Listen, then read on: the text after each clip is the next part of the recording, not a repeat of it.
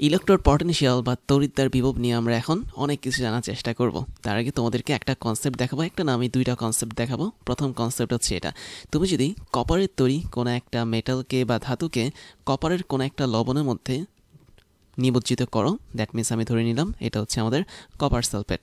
তখন যে ঘটনাটা ঘটবে সেটা হচ্ছে দ্রবণে যেই কপার আয়নটা আছে, দ্যাট মিনস Cu2+, এটা বেসিক্যালি আমাদের এই পাতের কাছে চলে যাবে। চলে গিয়ে কি করবে, সে আসলে এই পাতটাকে আকৃষ্ট করে রাখবে এবং আস্তে আস্তে আমাদের এই কপারের পাতটাকে সে ধনাত্মক বানিয়ে ফেলবে। এবং যেহেতু দ্রবণ থেকে আমাদের সালফেট আয়নগুলো মানে কপার আয়নগুলো চলে গেছে, তার মানে দ্রবণে শুধুমাত্র এখন সালফেট আয়নগুলো থাকবে। এবং যেহেতু সালফেট আয়নটা হচ্ছে একটা নেগেটিভ আয়ন, এজন্য সেটা দ্রবণটাকে টোটালি নেগেটিভ চার্জ বা ঋণাত্মক চার্জে চার্জিত করে ফেলবে। তার মানে এটা এমন একটা প্রসেস যেখানে আমরা কপার নামক একটা মেটাল বা ধাতুকে রেখেছি কপারের লবণে বা কপার সালফেটে, যেখানে আমাদের কপারের যে পাতটা আছে সেটা ধনাত্মক হয়ে যাচ্ছে ধীরে ধীরে, এবং আমাদের দ্রবণ যে আছে ওটা ঋণাত্মক চার্জে চার্জিত হয়ে যাচ্ছে। এখন এটারই আবার ভিন্ন একটা কেস আছে, যেটা হচ্ছে দ্বিতীয় কেস। তুমি ধরো এখানে অন্য একটা মেটাল রাখলে, ধরো যাক এটা হচ্ছে জিঙ্ক মেটাল। জিঙ্ক মেটালকে তুমি যদি জিঙ্কের কোনো একটা লবণে রাখো, দ্যাট মিনস আমি ধরে নিলাম এটা হচ্ছে আমাদের সেই জিঙ্ক সালফেট অর্থাৎ জিঙ্কের একটা লবণ, তখন ঠিক উল্টো ঘটনা ঘটবে। তখন হবে কি, আমাদের এই যে পাতের মধ্যে তুমি যে জিঙ্কগুলোকে রাখছো, এই জিঙ্কের কিছু অংশ পাতের মধ্যে ইলেকট্রনটাকে ছেড়ে দিয়ে আসবে এবং সে দ্রবণে নেমে যাবে। দ্রবণে যখন নামবে অবশ্যই তার চার্জটা হয়ে যাবে Zn2+ হিসেবে। এবং যেহেতু সে দ্রবণে Zn2+ হিসেবে নেমেছে, তার মানে দ্রবণের চার্জটা আস্তে আস্তে পজিটিভ হওয়া শুরু করবে। এবং যেহেতু জিঙ্ক তার ইলেকট্রনগুলোকে এই পাতের মধ্যে রেখে এসেছে, তার মানে এই পাতটা আস্তে আস্তে নেগেটিভ হওয়া বা ঋণাত্মক চার্জে চার্জিত হওয়া শুরু করবে। তার মানে এমনও কিছু ধাতু আছে যারা করে কি, তাদেরকে যদি তাদের লবণের দ্রবণে ডুবিয়ে রাখা হয়, তাহলে তারা হচ্ছে দ্রবণ থেকে মানে পজিটিভ আয়নকে টেনে নিতে পারে, অথবা তারা দ্রবণের মধ্যে পজিটিভ আয়নটাকে ছেড়ে দিতে পারে। তো এই যে এখানে ঘটনা ঘটছে, ঘটনাটার মেইন বিষয়বস্তু হলো, তুমি যদি প্রথম দ্রবণের দিকে তাকাও, সেখানে কিন্তু কপারের পার্টটা পজিটিভ হয়ে যাচ্ছে, দ্রবণ কিন্তু নেগেটিভ হয়ে যাচ্ছে। তার মানে আমি যদি চার্জের বা আধানের কথা বলি, দ্রবণটা হয়ে গেছে আমাদের নেগেটিভ চার্জযুক্ত, যেহেতু দ্রবণে অনেক সালফেট আয়ন আছে, এবং আমাদের এই পাত বা কপারের যে তড়িৎদ্বার বা ইলেকট্রোডটা আছে, এটা পজিটিভ চার্জযুক্ত হয়ে গেছে। তাহলে যেখানে আমাদের এরকম ধনাত্মক এবং ঋণাত্মক আধানের উপস্থিতি থাকবে, তাদের মধ্যে একটা অবশ্যই বিভব কাজ করবে, যেটাকে আমরা ইলেকট্রিক্যাল পটেনশিয়াল বলি, বা বলা যায় হচ্ছে তড়িৎ বিভব বলি। আবার আমরা দ্বিতীয় কেসে দেখতে পাচ্ছি আমাদের তড়িৎদ্বার যেটা, সেটা কিন্তু এখন নেগেটিভ, এবং দ্রবণ যেটা সেটা কিন্তু পজিটিভ। তার মানে দ্রবণে যেহেতু জিঙ্ক বা Zn আয়নের বা Zn2+ আয়নের আধিক্য বেশি, এবং তড়িৎদ্বারে যেহেতু ইলেকট্রনের আধিক্য বেশি, তার মানে এখানেও কিন্তু ধনাত্মক এবং ঋণাত্মক দুটো চার্জ পাশাপাশি অবস্থান করছে। একটা চার্জ অবস্থান করছে তড়িৎদ্বার বা ইলেকট্রোডে, আরেকটা চার্জ অবস্থান করছে আমাদের দ্রবণে আয়ন হিসেবে। তার মানে এদের মাঝেও একটা নির্দিষ্ট পরিমাণ তড়িৎ বিভব বা ইলেকট্রিক্যাল পটেনশিয়াল তৈরি হবে। তো এই যে এখানে আমরা আলাদাভাবে দুইটা তড়িৎ বিভব দেখতে পাচ্ছি, এদেরকে আমরা বলে থাকি তড়িৎদ্বার বিভব বা ইলেকট্রোড পটেনশিয়াল। তাহলে একদম সহজ কথা বলতে বোঝায়, আমরা যখন কোনো একটা ধাতুকে ওই ধাতুর কোনো একটা লবণের দ্রবণে ডুবিয়ে রাখবো, তখন ওই ধাতু এবং দ্রবণের মাঝে যেই তড়িৎ বৈষম্য দেখা যাবে বা বিভবের যে বৈষম্য বা পার্থক্য দেখা যাবে, সেটাই হচ্ছে আমাদের তড়িৎদ্বার বিভব। এবং তুমি দেখতে পাচ্ছ এখানে যেহেতু আলাদা আলাদা দুইটা পাত্র আমি দেখিয়েছি, তার মানে তড়িৎদ্বার বিভব তৈরি হয় শুধুমাত্র এরকম আলাদা আলাদা পাত্রে। দ্যাট মিনস তড়িৎদ্বার বিভবটা তৈরি হয় শুধুমাত্র একটা ধাতু এবং ওই ধাতুর যে লবণ বা ওই ধাতুর যে লবণের দ্রবণ আছে, তাদের মধ্যকার জায়গাটাতে। তো এখন খেয়াল করো, আমরা আরেকটা ভিন্ন ডেফিনেশন দেখব এই তড়িৎদ্বার বিভবের। ডেফিনেশনটা এরকম, তার জন্য তোমাকে দুইটা স্পেসিফিক জিনিস জানতে হবে। একটা হচ্ছে আমাদের দ্রবণ চাপ, এবং আরেকটা হচ্ছে আমাদের অসমোটিক চাপ বা হচ্ছে অভিস্রবণ চাপ। তো আমি ইংলিশে লিখছি অসমোটিক প্রেশার বা চাপ। তো এই দুটো জিনিস কি দেখো, তো এই দ্রবণ চাপ তুমি যদি জানতে চাও, তাহলে আমরা দ্বিতীয় যে ছবিটা আছে ওর দিকে তাকাই। আমরা দেখতে পাচ্ছি জিঙ্কের যে পাত বা ধাতুটা ছিল, তার টেন্ডেন্সি হচ্ছে সে হচ্ছে তার লবণের মধ্যে বা লবণের দ্রবণের মধ্যে Zn2+ আয়নটাকে ছেড়ে দেয়। তো এই যে সে তার পাতের মধ্যে ইলেকট্রনটাকে রেখে, তুমি দেখতে পাচ্ছ এখানে ছোট ছোট অনেকগুলো ইলেকট্রন আছে, তো তার এই পাতের মধ্যে বা তার এই ধাতব তড়িৎদ্বারের মধ্যে ইলেকট্রনগুলোকে রেখে দ্রবণে ধাতব আয়ন হিসেবে বা Zn2+ আয়ন হিসেবে চলে আসছে। এই চলে আসার প্রবণতাটাকে বলা হচ্ছে দ্রবণ চাপ। তার মানে দ্রবণ চাপের ক্ষেত্রে যেটা ঘটে, সেটা হচ্ছে আমাদের ধাতুটা তার ইলেকট্রনটাকে হারিয়ে দ্রবণে নেমে আসে। দ্যাট মিনস প্রথমে সে ছিল হচ্ছে জিঙ্ক ধাতু হিসেবে, তারপর সে তার শরীর থেকে 2টা ইলেকট্রন হারানোর পর সে দ্রবণে চলে আসে Zn2+ হিসেবে। তো এই যে এখানে একটা বিক্রিয়া আমি দেখালাম, এই বিক্রিয়াটা ঘটার যে প্রবণতাটা, এই প্রবণতাটা বা ইচ্ছাটাকে আমরা বলি দ্রবণ চাপ।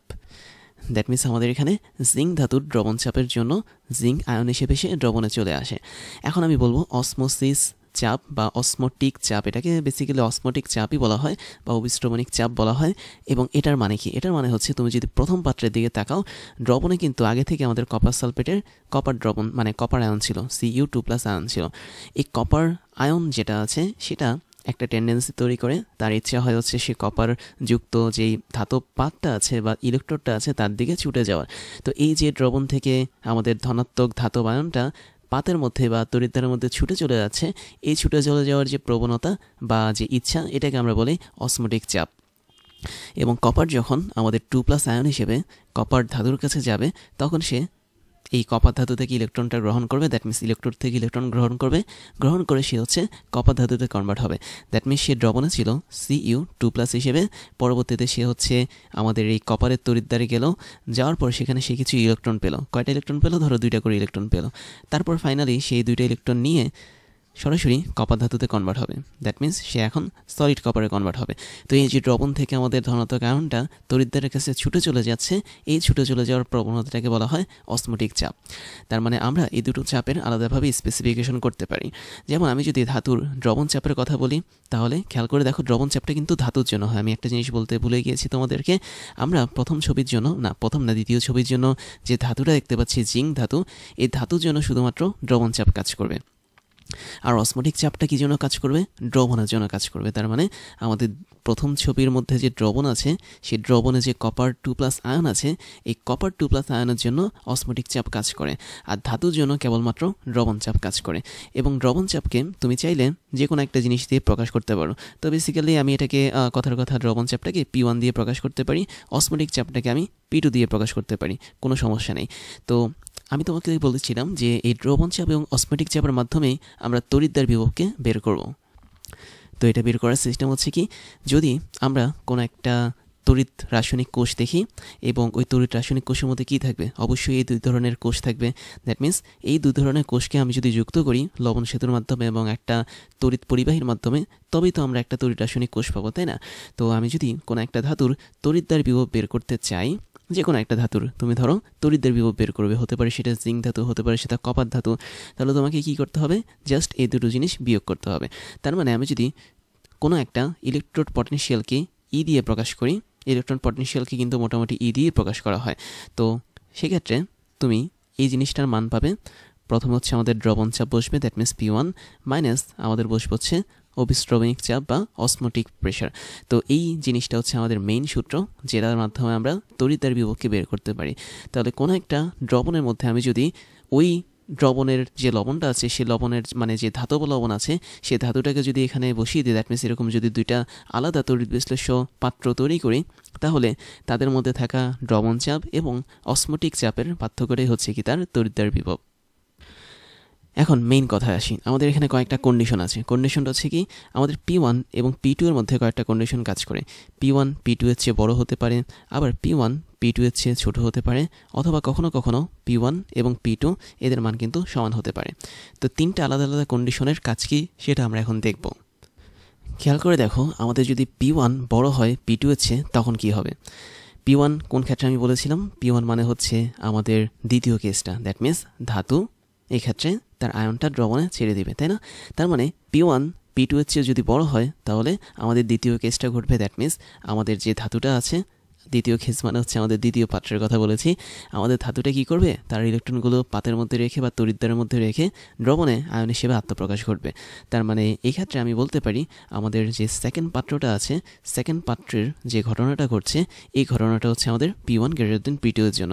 তার মানে সেকেন্ড কেস বা সেকেন্ড পাত্রের মধ্যে এমন কোনো ঘটনা ঘটছে না যার জন্য আমাদের দ্রবণে থাকা এই যে এখানে মেটাল 2+ আয়ন বা Zn2+ আয়ন, সেটা তড়িৎদ্বারের কাছে ফিরে যাবে।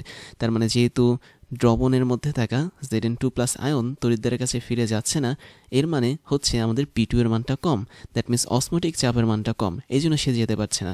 উল্টো আমাদের দ্রবণ চাপটা বেশি বলে জিঙ্ক তার আয়নটাকে দ্রবণে বের করে দিচ্ছে। তার মানে সেকেন্ড পার্টের কেসটা হচ্ছে কি আমাদের অবশ্যই জারণ প্রক্রিয়া। তাহলে আমি বলতে পারি যখন আমাদের P1 গ্রেটার দেন P2 হবে তখন আমাদের আসলে জারণ প্রক্রিয়া বা জারণ বিক্রিয়া সম্পন্ন হবে। জারণ কেন বলছি, কারণ তুমি দেখতে পাচ্ছ দ্রবণ চাপের মধ্যে কি ঘটছে, জিঙ্ক তার ইলেকট্রনটাকে ছেড়ে দিচ্ছে, আর ইলেকট্রন যখন ছেড়ে দেয় কোনো কিছু তখন সেই প্রক্রিয়াটাকে বলা হয় জারণ প্রক্রিয়া। যদি আমাদের সেকেন্ড কেস ঘটে, দ্যাট মিন্স আমাদের হচ্ছে P1 এর মান যদি P2 এর চেয়ে বড় হয়, তাহলে খেয়াল করে দেখো এটা কিন্তু ফার্স্ট বা প্রথম পাত্রের ঘটনা। তুমি দেখতে পাচ্ছ প্রথম পাত্রতে কিন্তু অলরেডি আমি দেখতে পাচ্ছি কপার 2+ আয়ন যেটা দ্রবণে ছিল সেটা কিন্তু খুব দ্রুত কপার যে ধাতুটা আছে বা ইলেকট্রোডটা আছে তার দিকে যাওয়া শুরু করেছে। তার মানে এখানে অবশ্যই অসমোটিক চাপটা কি বেশি। এর কারণেই আমাদের এই কপার যে ধাতুটা আছে সেটা আসলে কোনো আয়নকে দ্রবণে ছেড়ে দিতে পারছে না। তার মানে কপার ধাতুটার দ্রবণ চাপটা কম। দ্রবণ চাপ কম বলে সে দুইটা ইলেকট্রন হারিয়ে জাস্ট দ্রবণে চলে যেতে পারছে না। উল্টো দ্রবণে যে কপার আয়ন আছে Cu2+, সেটা তার অসমোটিক চাপের মাধ্যমে এই কপার ধাতুর কাছে চলে যাচ্ছে। এবং যেহেতু আমি দেখতে পাচ্ছি আমাদের অসমোটিক চাপের ক্ষেত্রে দ্রবণে থাকা কপার 2+ আয়ন ইলেকট্রন গ্রহণ করছে, তার মানে এই প্রক্রিয়াটা হচ্ছে কি বিজারণ। তো সেজন্য আমরা এখানে যেটা লিখতে পারি সেটা হচ্ছে এটা বিজারণ প্রক্রিয়া তৈরি করে।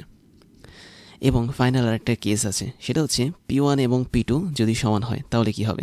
তাহলে দেখো P1 আর P2 সমান মানে হচ্ছে কি, মানে হচ্ছে কোনো একটা ধাতুকে আমি তার লবণের দ্রবণে রাখলাম, ধাতুটা জাস্ট তার ইলেকট্রনটা ছেড়ে আয়ন হিসেবে দ্রবণে আসার যে প্রবণতা এবং দ্রবণ থেকে ওই ধাতুর আয়নটার ইলেকট্রোডের দিকে আসার প্রবণতা এই দুটো সমান।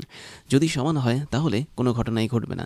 দ্যাট মিন্স আমাদের ধাতব পাত থেকে বা ইলেকট্রোড থেকে কোনো ধাতব পরমাণু দ্রবণে আসতে পারবে না, অথবা দ্রবণে থাকা ওই ধাতব লবণের যে আয়নগুলো আছে, দ্যাট মিন্স ধাতব আয়নগুলো আছে, সেগুলো আবার দ্রবণের থেকে তড়িৎদ্বারে বা আমাদের এই ইলেকট্রোডের মধ্যে যেতে পারবে না। তাহলে এই কেসটা হচ্ছে কি টোটালি নিউট্রাল একটা কেস, এবং এই কেসের ক্ষেত্রে আমাদের জারণ বিক্রিয়াও ঘটছে না, বিজারণ বিক্রিয়াও ঘটছে না। এবং এরকম ঘটনার কথা আমি যদি বলি তাহলে তুমি বলতে পারো এখানে আমরা জারণ বিক্রিয়া বিজারণ বিক্রিয়া কোনোটাই দেখব না, সিম্পলি আমরা এখানে কোনো রিয়াকশনই দেখব না, অর্থাৎ আমাদের এখানে কিন্তু কোনো তড়িৎ বিভব তৈরি হবে না। তাহলে দেখো তড়িৎদ্বার বিভব তৈরি না হওয়ার একটা মূল শর্ত হচ্ছে P1 এবং P2 সমান হতে হবে। তার মানে আমি লিখতে পারি এখানে নো ইলেকট্রোড পটেনশিয়াল, কোনো তড়িৎদ্বার বিভব তৈরি হবে না। যেহেতু আমাদের ধাতু এবং দ্রবণ এদের মাঝে কোনো পজিটিভ নেগেটিভ চার্জের আধিক্য ঘটেনি বা চার্জের কোনো পার্থক্য ঘটেনি, তাই আমাদের লাস্ট কন্ডিশন অনুসারে আমরা কোনো ইলেকট্রোড পটেনশিয়াল বা তড়িতের বিভব পাবো না। তো এবার দেখো তো আমি তোমাদেরকে আরও কয়েকটা মজার জিনিস ধরিয়ে দিচ্ছি। সেটা হচ্ছে তুমি দেখতে পাচ্ছ দ্বিতীয় পাত্রে কি আছে, জিঙ্ক আছে, তাই না? প্রথম পাত্রে কি আছে, কপার আছে। সক্রিয়তা সিরিজের দিকে যদি তাকাও তাহলে দেখবে জিঙ্কের অবস্থান হচ্ছে উপরে, কপারের অবস্থান হচ্ছে কি নিচে। তার মানে জিঙ্ক হচ্ছে কি অধিক সক্রিয় ধাতু, কপার হচ্ছে কি কম সক্রিয় ধাতু। এবং অধিক সক্রিয় ধাতু বা জিঙ্কের জন্য আমাদের কিন্তু প্রথম সত্যটা কাজ করে, আবার কম সক্রিয় ধাতু বা কপারের জন্য কিন্তু আমাদের দ্বিতীয় সত্যটা কাজ করে। তাহলে আমি কি বলতে পারি না যে সমস্ত ধাতু হচ্ছে অধিক সক্রিয়, যেমন জিঙ্ক, আমি একটু লিখে দিই, এখানে আমাদের কাজ করেছে কি অধিক সক্রিয় ধাতু জিঙ্ক, অর্থাৎ জিঙ্ক এবং জিঙ্কের একটা লবণ কাজ করেছে। আর এখানে কাজ করেছে কম সক্রিয় ধাতু কপার এবং কপারের লবণ। তার মানে যে সমস্ত ধাতুগুলো সক্রিয়তা সিরিজ অনেক উপরের দিকে থাকে, যারা হচ্ছে অধিক সক্রিয়, তাদের ক্ষেত্রে আমাদের দ্রবণ চাপের মান অসমোটিক চাপের চেয়ে বেশি হয়। আবার সক্রিয়তা সিরিজে যে সমস্ত ধাতুগুলো হচ্ছে নিচের দিকে থাকে, তাদের আবার অসমোটিক চাপের পরিমাণ দ্রবণ চাপের চেয়ে বেশি হয়। তো এই দুটো জিনিস তোমাকে ভালোভাবে মনে রাখতে হবে। এখন আরেকটা মজার বিষয় দেখাই তোমাদেরকে, যখন তুমি এরকম একটা কি বলবো এরকম একটা ধাতু বা হচ্ছে কোনো একটা ইলেকট্রোডকে যখন তার লবণের দ্রবণে ডুবাবা, তখন কিন্তু একটা নির্দিষ্ট পরিমাণ লেয়ার বা অংশ জুড়ে আমাদের এই লবণের দ্রবণটা ধাতুর সাথে আটকে থাকবে। আমি যদি একটু তোমাদেরকে ব্ল্যাক কালারে দেখাই, তুমি যদি কপারের দিকে একটু তাকাও, কপারের মোটামুটি এরকম একটা লেয়ার আছে, তাই না? বাইরের দিকে এরকম ছোট্ট একটা পাতলা লেয়ার আছে বা পাতলা একটা কি বলবো পর্দা আছে। তো এই পর্দার মধ্যে কি আছে, অবশ্যই অনেকগুলো কপার পরমাণু আছে, এবং এই সমস্ত কপার পরমাণুগুলো অবশ্যই কপার সালফেট দ্রবণের মধ্যে নিমজ্জিত, তাই না? আবার আমি যদি জিঙ্কের কথা বলি, জিঙ্কের বাইরের দিকে অবশ্যই হালকা একটা পাতলা আবরণ আছে। আবরণ বলতে হচ্ছে অনেকগুলো পরমাণু বসে আছে জিঙ্কের, এবং এই পরমাণুগুলোর কি আছে, অবশ্যই একটা নির্দিষ্ট পরিমাণ পুরুত্ব আছে বা ডেপথ আছে, এবং এতটুকু পরিমাণ পুরুত্বের মধ্যে কিন্তু জিঙ্ক সালফেট যেই লবণটা আছে সেই লবণের দ্রবণটা যুক্ত। তো এই লেয়ারটে মানে এই লেয়ারটাকে নিয়ে বা এই ডেপথ বা পুরুত্বটাকে নিয়ে একটা দারুণ হিসাব আছে। হিসাবটা হচ্ছে এরকম, মোটামুটি আমি যদি বলি এই লেয়ারটা হচ্ছে 10⁻8 সেন্টিমিটার যদি হয়ে থাকে, দ্যাট মিন্স আমাদের কপার অথবা জিঙ্ক অথবা যে কোনো ধাতব যেই ইলেকট্রোড আছে সেই ইলেকট্রোডটার যতটুকু অংশ ওই ধাতুর লবণের সাথে যুক্ত সেটাকে আমরা কি বলছি, ডেপথ বলছি, তাই না, বা হচ্ছে পুরুত্ব বলছি। তাহলে এত সেন্টিমিটার পর্যন্ত যদি ইলেকট্রোডের ডেপথ বা পুরুত্ব বা লেয়ার যদি থাকে, তো এটাকে আমি সেন্টিমিটার ধরি, তাহলে এর জন্য যতটুকু পরিমাণ আমাদের তড়িৎদ্বার বিভব তৈরি হবে তার পরিমাণটা হচ্ছে মোটামুটি 10⁻³ ভোল্ট রেঞ্জের। তো এই হিসাবটা তোমাকে একটু মাথায় রাখতে হবে। তার মানে তুমি দেখতে পাচ্ছ 10⁻8 সেন্টিমিটার মানে হচ্ছে কি অনেক কম পরিমাণ একটা লেয়ার বা অনেক কম পরিমাণ দৈর্ঘ্যের একটা লেয়ার এখানে কাজ করে। দ্যাট মিন্স তুমি যখন কোনো একটা তড়িৎদ্বারকে বা ধাতব তড়িৎদ্বারকে কোনো একটা লবণের মধ্যে ডুবাবে, তখন ওই লবণের যে অংশগুলো আছে পানির অংশ, পানির যদি বলি মানে জলীয় যে অংশগুলো আছে, সেগুলো যতটুকু পর্যন্ত লেয়ার আমাদের ধারণ করতে পারে ওই ধাতুটাকে, ওই পরিমাণটা হচ্ছে খুবই কম, দ্যাট মিনস 10⁻8 সেন্টিমিটারের মতো।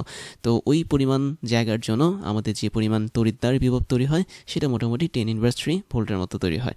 তো এইভাবে তুমি বিভিন্ন রকম সেন্টিমিটার হিসাব করতে পারো। জাস্ট এই হিসাবটা আমি কোনো একটা ইন্টারন্যাশনাল বইতে দেখেছি, তাই আমি তোমাদের জন্য এটা লিখে রাখলাম, যাতে তোমরা এটাকে কাজে লাগিয়ে ভিন্ন ভিন্ন সেন্টিমিটারের লেয়ারের জন্য ভিন্ন ভিন্ন তড়িৎদ্বার বিভবকে বের করতে পারো। তারপরে দেখব যে তড়িৎদ্বার বিভব যে সমস্ত বিষয়ের উপর নির্ভর করে সেগুলো। প্রথমত আমরা এখানে দেখতে পাচ্ছি যে আমি যদি কপারের মেটালকে ইউজ করি ইলেকট্রোড হিসেবে, তাহলে আমরা এক ধরনের তড়িৎদ্বার বিভব পাবো। আবার আমি যদি জিঙ্কের পাত ইউজ করি তড়িৎদ্বার হিসেবে, তাহলে আমরা আরেক ধরনের তড়িৎদ্বার বিভব পাবো। তার মানে এটাই স্পষ্ট যে আমাদের এখানে বিভিন্ন ধরনের মেটালের জন্য আলাদা আলাদা তড়িৎদ্বার বিভব পাওয়া যায়। তাহলে যে সমস্ত বিষয়ের উপর নির্ভর করে তার মধ্যে আমি প্রথমটার কথা যদি বলি, তাহলে সেটা হচ্ছে মেটালের নেচার, অর্থাৎ ভিন্ন ভিন্ন ধাতুর জন্য ভিন্ন ভিন্ন তড়িৎদ্বার বিভব পাওয়া যায়। তাহলে আমি লিখতে পারি এটা নেচার অফ মেটাল। তার মানে তুমি সবগুলো ধাতুর জন্য সেম পরিমাণ তড়িৎদ্বার বিভব পাবে না, ভিন্ন ভিন্ন ধাতুর জন্য ভিন্ন ভিন্ন তড়িৎদ্বার বিভব পাবে।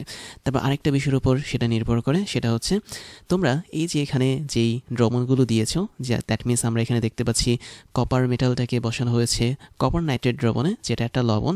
আবার জিঙ্ক মেটালটাকে বসানো হয়েছে ধরা যাক জিঙ্ক সালফেট দ্রবণে, দ্যাট মিনস আমাদের এখানে যে দ্রবণটা আছে এটা হচ্ছে জিঙ্ক সালফেট দ্রবণ অথবা জিঙ্ক নাইট্রেট, যেটাই ধরো না কেন।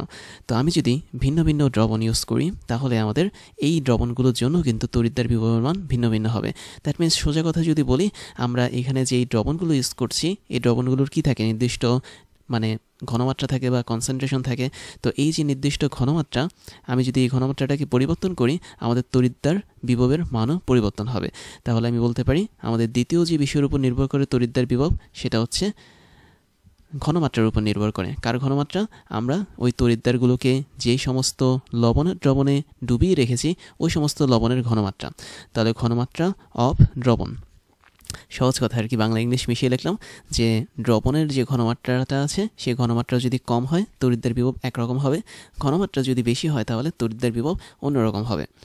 তো এখন দ্রবণের ঘনমাত্রা বা এই ঘনমাত্রা অফ দ্রবণ মানে কি?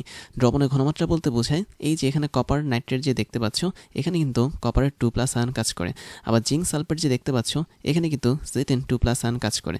তো বেসিক্যালি এই আয়নের যে ঘনমাত্রাটা আছে সেই ঘনমাত্রাটাকে বোঝানো হচ্ছে ঘনমাত্রা অফ দ্রবণ বা দ্রবণের ঘনমাত্রা। তার মানে তোমরা যদি কপারের আয়নের ঘনমাত্রাকে তুমি প্রকাশ করতে যাও, তাকে থার্ড ব্র্যাকেট দিয়ে প্রকাশ করতে হয়, এবং তুমি যদি জিঙ্ক আয়নের ঘনমাত্রাকে প্রকাশ করতে যাও তাকেও কিন্তু আমাদের থার্ড ব্র্যাকেট দিয়ে প্রকাশ করতে হয়।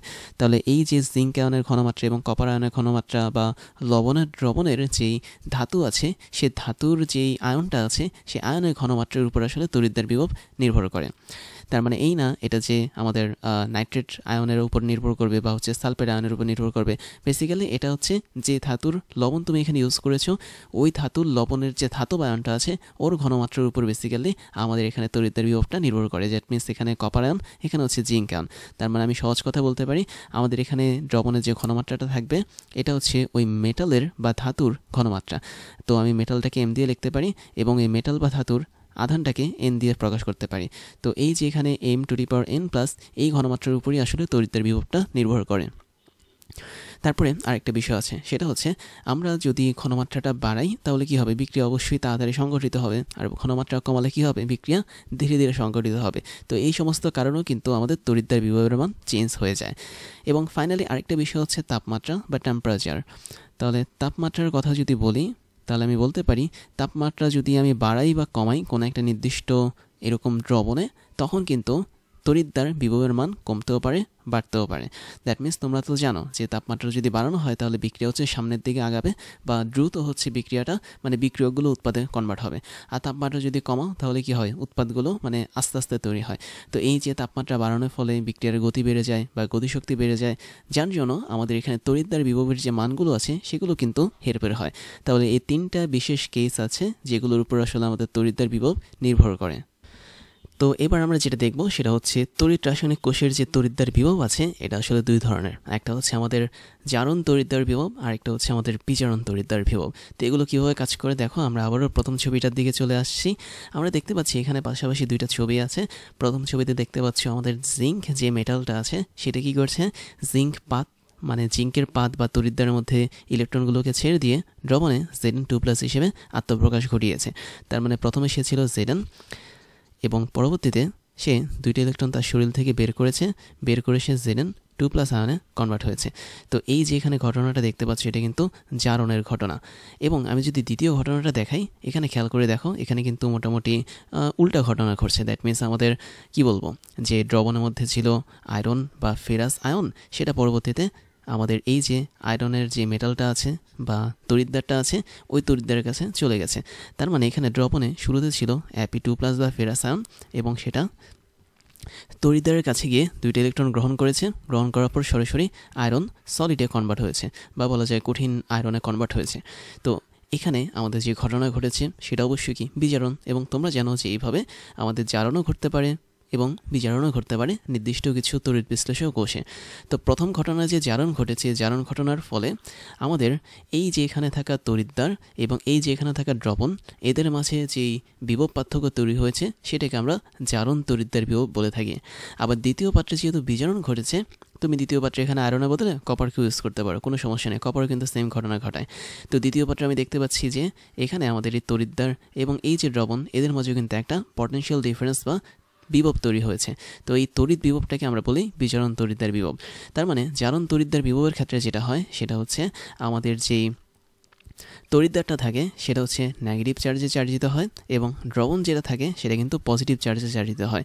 যেহেতু আমরা এখানে দেখতে পাচ্ছি পজিটিভ এবং নেগেটিভ চার্জ পাশাপাশি অবস্থান করছে, তার মানে তাদের মধ্যে অবশ্যই একটা বিভব তৈরি হবে, সেটা হচ্ছে জারণ তড়িৎদ্বার বিভব। আর জারণ হওয়ার মেইন কারণটা হচ্ছে কি, আমাদের এখানে জিঙ্ক ধাতু যেটা সেটা কিন্তু ইলেকট্রনটাকে ছেড়ে দিয়েছে এই পাতের মধ্যে বা ইলেকট্রোডের মধ্যে। তো এই যে ইলেকট্রনের ছেড়ে দেওয়ার ক্ষমতা, এটাই কিন্তু জারণ হিসেবে কাউন্ট করা হয় এবং সেক্ষেত্রে আমরা এটাকে জারণ তড়িৎদ্বার বিভব বলতে পারি। আবার দ্বিতীয় পাত্র দেখতে পাচ্ছি আমাদের ইলেকট্রোডটা কিন্তু পজিটিভ হয়ে গেছে, দ্রবণটা কিন্তু নেগেটিভ হয়ে যাবে, কেননা দ্রবণে হয়তো ফেরাস সালফেট ছিল বা কপার সালফেট ছিল। তো ফেরাস সালফেট বা কপার সালফেট কী করবে, সেখানে ফেরাস বা Fe2+ আয়ন অথবা কপার আয়ন সেটা হচ্ছে আমাদের তড়িৎদ্বারের দিকে চলে যাবে। তাহলে তড়িৎদ্বারটা আস্তে আস্তে পজিটিভ হতে থাকবে এবং দ্রবণে যেহেতু অতিরিক্ত মাত্রায় নেগেটিভ আয়ন বা সালফেট আয়ন ছিল, এই জন্য দ্রবণটা হচ্ছে নেগেটিভ চার্জে চার্জিত হবে। তো এখানে আমি দেখতে পাচ্ছি পজিটিভ এবং নেগেটিভ চার্জ পাশাপাশি অবস্থান করছে, তার মানে তাদের মধ্যে একটা বিভব তৈরি হবে, সেই বিভবটা হচ্ছে কি বিজারণ তড়িৎদ্বার বিভব। আর যেহেতু আমাদের এখানে আয়রন অথবা কপার যেটার কথাই বলি না কেন সেটা হচ্ছে ইলেকট্রন গ্রহণ করে, ইলেকট্রন গ্রহণ করাটা কি বিজারণ, তাই আমাদের এই তড়িৎদ্বার মানে এই তড়িৎদ্বারের মধ্যে যে বিভবটা তৈরি হবে সেটা অবশ্যই বিজারণ তড়িৎদ্বার বিভব হিসাবে কাউন্ট করা হবে। তাহলে আমরা এখন একদম সহজ কথা যদি বলি যে তড়িৎ প্রবাহ চলাকালীন সময় যদি কোনো অর্ধকোষের তড়িৎদ্বারের ধাতব পরমাণু ইলেকট্রন দান করে জারণ ক্রিয়া সম্পন্ন করে, তাহলে ওই অবস্থায় ধাতব তড়িৎদ্বার এবং দ্রবণের সংযোগস্থলে যে তড়িৎদ্বার বিভব তৈরি হয় সেটাই হচ্ছে কি তড়িৎদ্বারের জারণ তড়িৎদ্বার বিভব। এবং এই জারণ তড়িৎদ্বার বিভবটাকে বেসিক্যালি E(OX) দিয়ে প্রকাশ করা হয়। OX মানে হচ্ছে অক্সিডেশন, অক্সিডেশন হচ্ছে জারণের ইংলিশ।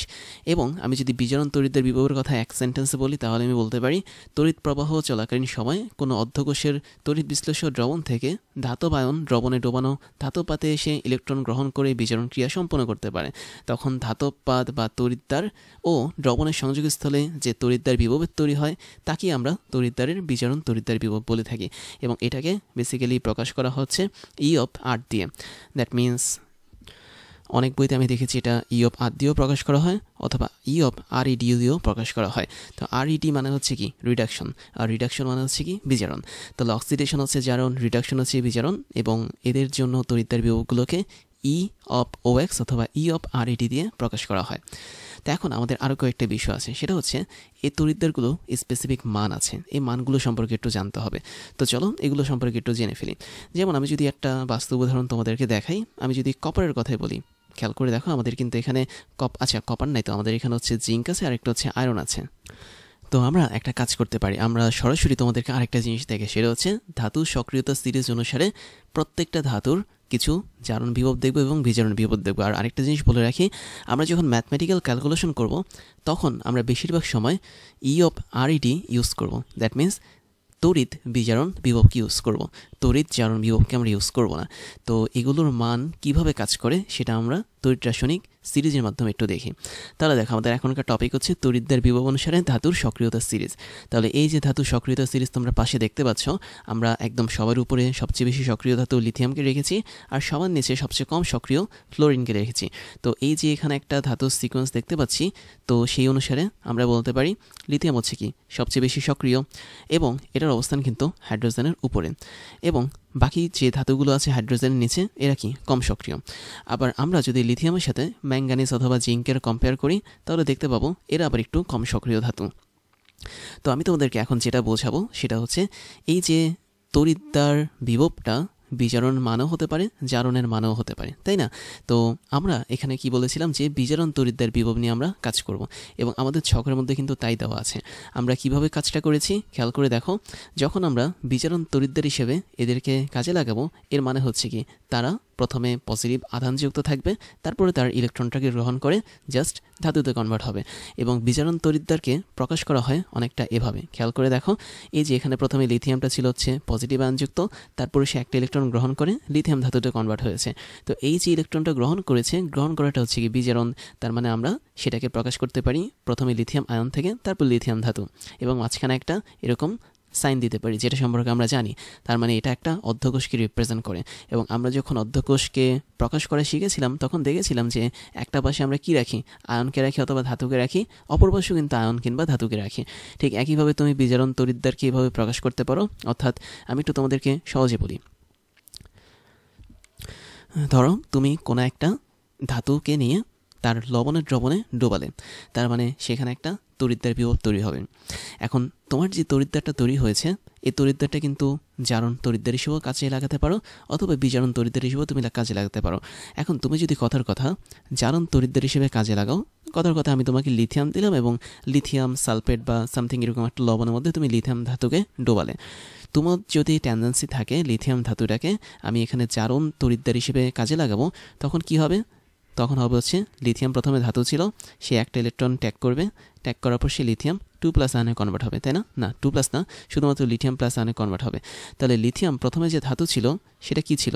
সলিড হিসেবে ছিল। পরবর্তীতে যে লিথিয়াম আয়নে কনভার্ট হয়েছে সেটা অবশ্যই জলীয় দ্রবণ বা অ্যাকুয়াস হিসেবে কাজ করবে, তাই না? তো এই জিনিসটাকে তুমি যদি জারণ তড়িৎদ্বার হিসেবে রিপ্রেজেন্ট করতে চাও বা প্রকাশ করতে চাও, তাহলে তোমাকে প্রথমে কি লিখতে হবে? লিথিয়াম সলিড এই ধাতুটাকে লিখতে হবে। তারপরে তোমাকে এরকম একটা চিহ্ন দিতে হবে, বাঁকা সাইন, যেটাকে তুমি এভাবে সোজাও দিতে পারো, আমি তোমাদেরকে শিখিয়েছিলাম। তো তুমি সোজা বা বাঁকা যেভাবে দাও না কেন এরকম একটা দাগ টানবে, তারপর তুমি ওই লিথিয়াম আয়নটাকে লিখে দিবে যেটা অ্যাকুয়াস অবস্থায় ছিল। তাহলে এতটুকু পরিমাণ যদি তুমি যদি লেখো, তাহলে আমরা বুঝতে পারবো তুমি এখানে আসলে লিথিয়ামের তৈরি এই অর্ধকোষটাকে বা বলা যায় তড়িৎদ্বারটাকে জারণ তড়িৎদ্বার হিসেবে রিপ্রেজেন্ট করছো।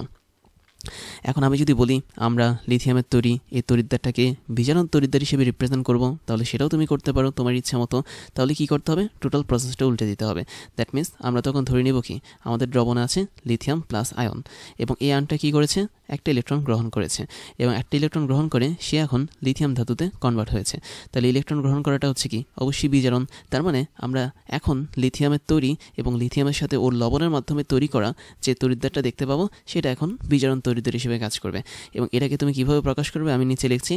তোমার প্রথমে কি ছিল? দ্রবণ এসেছিল লিথিয়াম প্লাস আয়ন হিসেবে, যেটা অ্যাকুয়াস বা জলীয় দ্রবণে ছিল, এবং তারপর একটা এরকম দাগ টানবো, তারপর আমরা সলিড লিথিয়াম ধাতুকে লিখবো এবং এটাই তখন লিথিয়ামটাকে বিজারণ তড়িৎদ্বার হিসেবে রিপ্রেজেন্ট করবে। তো আমরা এই ছকের মধ্যে বিজারণ তড়িৎদ্বার হিসেবে রিপ্রেজেন্টেশন দেখতে পাচ্ছি বা প্রকাশ দেখতে পাচ্ছি, জারণ তড়িৎদ্বার হিসেবে কিন্তু প্রকাশ দেখতে পাচ্ছি না। তো আমি তোমাদেরকে দেখিয়ে দিলাম এটাই হচ্ছে আমাদের সেই জারণ তড়িৎদ্বার হিসেবে কোনো একটা ধাতুকে প্রকাশ, আর এটাই হচ্ছে কি আমাদের বিজারণ তড়িৎদ্বার হিসেবে কোনো একটা ধাতুকে প্রকাশ। এরপরের কাহিনী বলি।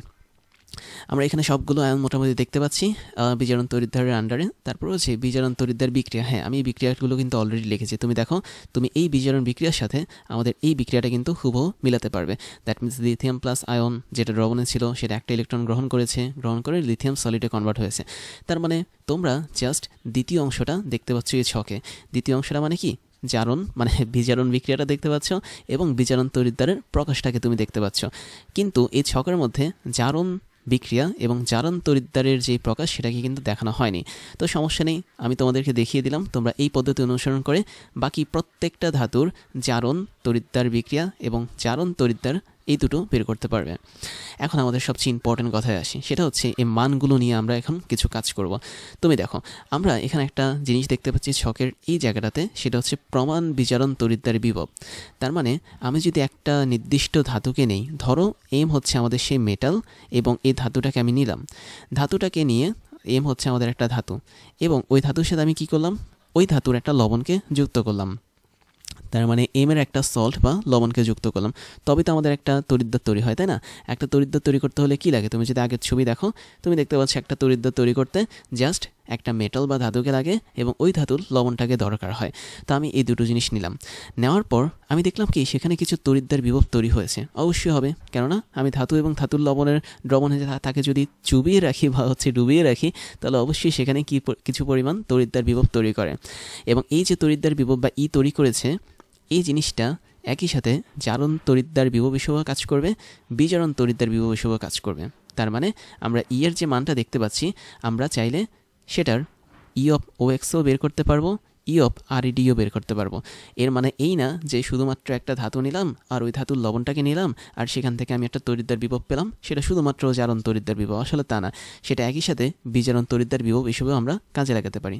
তো মাঝখানে আমি অর যুক্ত করে দিচ্ছি, অর মানে হচ্ছে অথবা। তার মানে তুমি যখন কোনো একটা ধাতু নেবে এবং ওই ধাতুর যদি লবণটা নাও, তারা দুজন মিলে যে তড়িৎদ্বার বিভব তৈরি করে সেটাকে আমরা চাইলে জারণ তড়িৎদ্বার বিভব হিসেবেও নির্ণয় করতে পারি অথবা বিজারণ তড়িৎদ্বার বিভব হিসেবেও নির্ণয় করতে পারি। তো আমাদের এই ছকে শুধুমাত্র বিজারণ তড়িৎদ্বার বিভব হিসেবে দেখানো হয়েছে ধাতুগুলোকে, জারণ তড়িৎদ্বার বিভব হিসেবে দেখানো হয়নি। এবার আমরা আসল মানের মধ্যে চলে আসি। তুমি যদি লিথিয়ামের দিকে তাকাও, লিথিয়ামের টেন্ডেন্সি কি?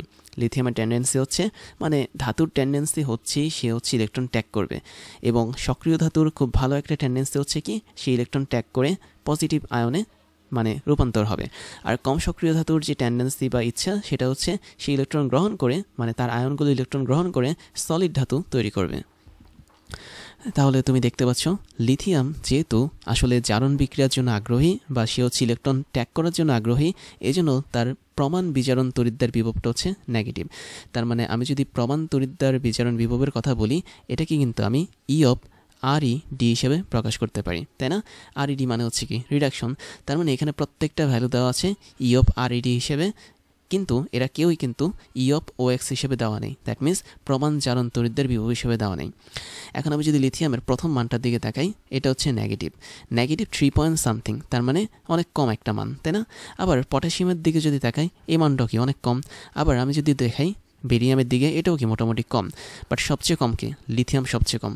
তার চেয়ে একটু বেশি হচ্ছে কি পটাশিয়াম, তার চেয়ে আরেকটু বেশি হচ্ছে কি বেরিয়াম, তার চেয়ে আরেকটু বেশি হচ্ছে কি ক্যালসিয়াম।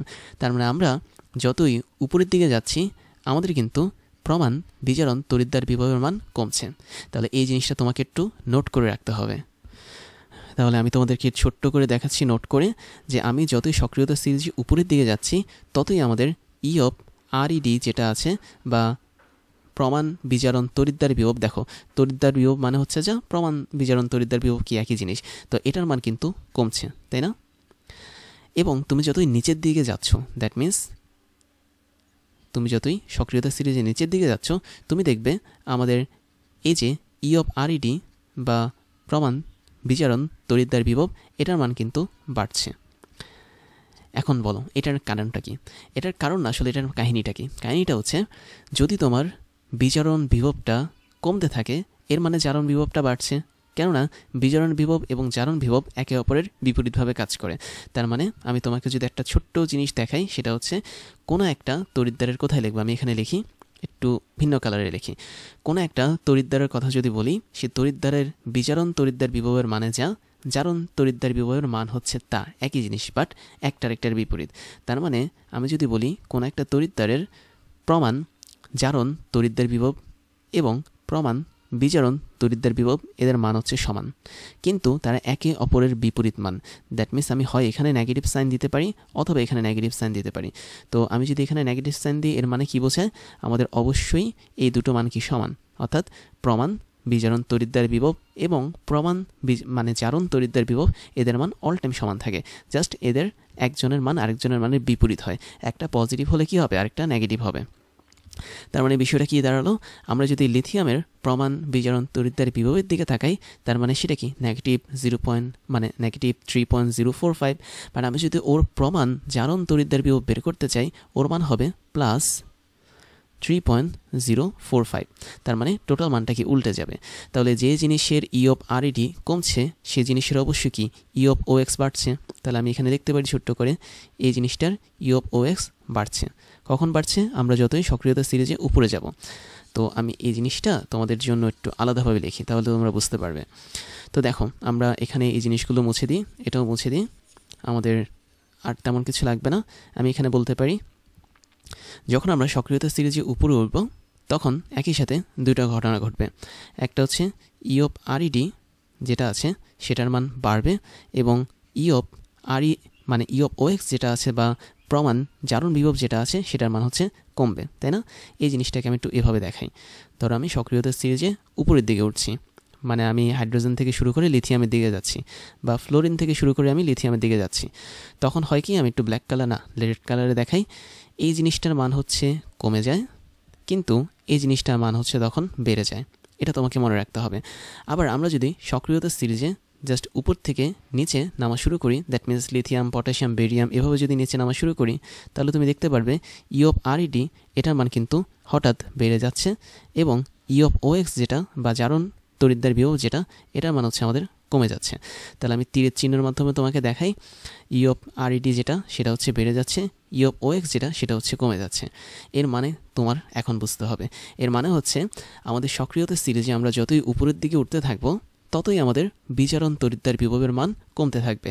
তার মানে ওই সমস্ত ধাতুর বিজারণের ক্ষমতা কমতে থাকবে, কিন্তু জারণের ক্ষমতাটা বাড়তে থাকবে।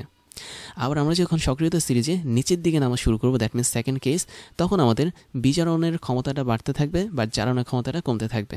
তাহলে এই যে আমরা এখানে 4টা তীর চিহ্ন দিয়েছি, এগুলোর একটাই সারমর্ম, সেটা হচ্ছে তুমি যদি যে কোনো দুইটা ধাতু নাও, ধরো আমি ম্যাঙ্গানিজ নিলাম এবং ক্যাডমিয়াম নিলাম, এর মধ্যে দেখো ম্যাঙ্গানিজের অবস্থান উপরে, ক্যাডমিয়ামের অবস্থান কি নিচে। তার মানে আমি বলতে পারি ম্যাঙ্গানিজের অবস্থান যেহেতু উপরে, তার মানে ওর যে ই অফ আর ইডি আছে এটার মান কম, দ্যাট মিনস ওর বিজারণ তড়িৎদ্বার বিভবের মান হচ্ছে কম। এবং ক্যাডমিয়াম যেহেতু নিচে, তার মানে ওর জারণ বিভবের মান হচ্ছে কি বেশি।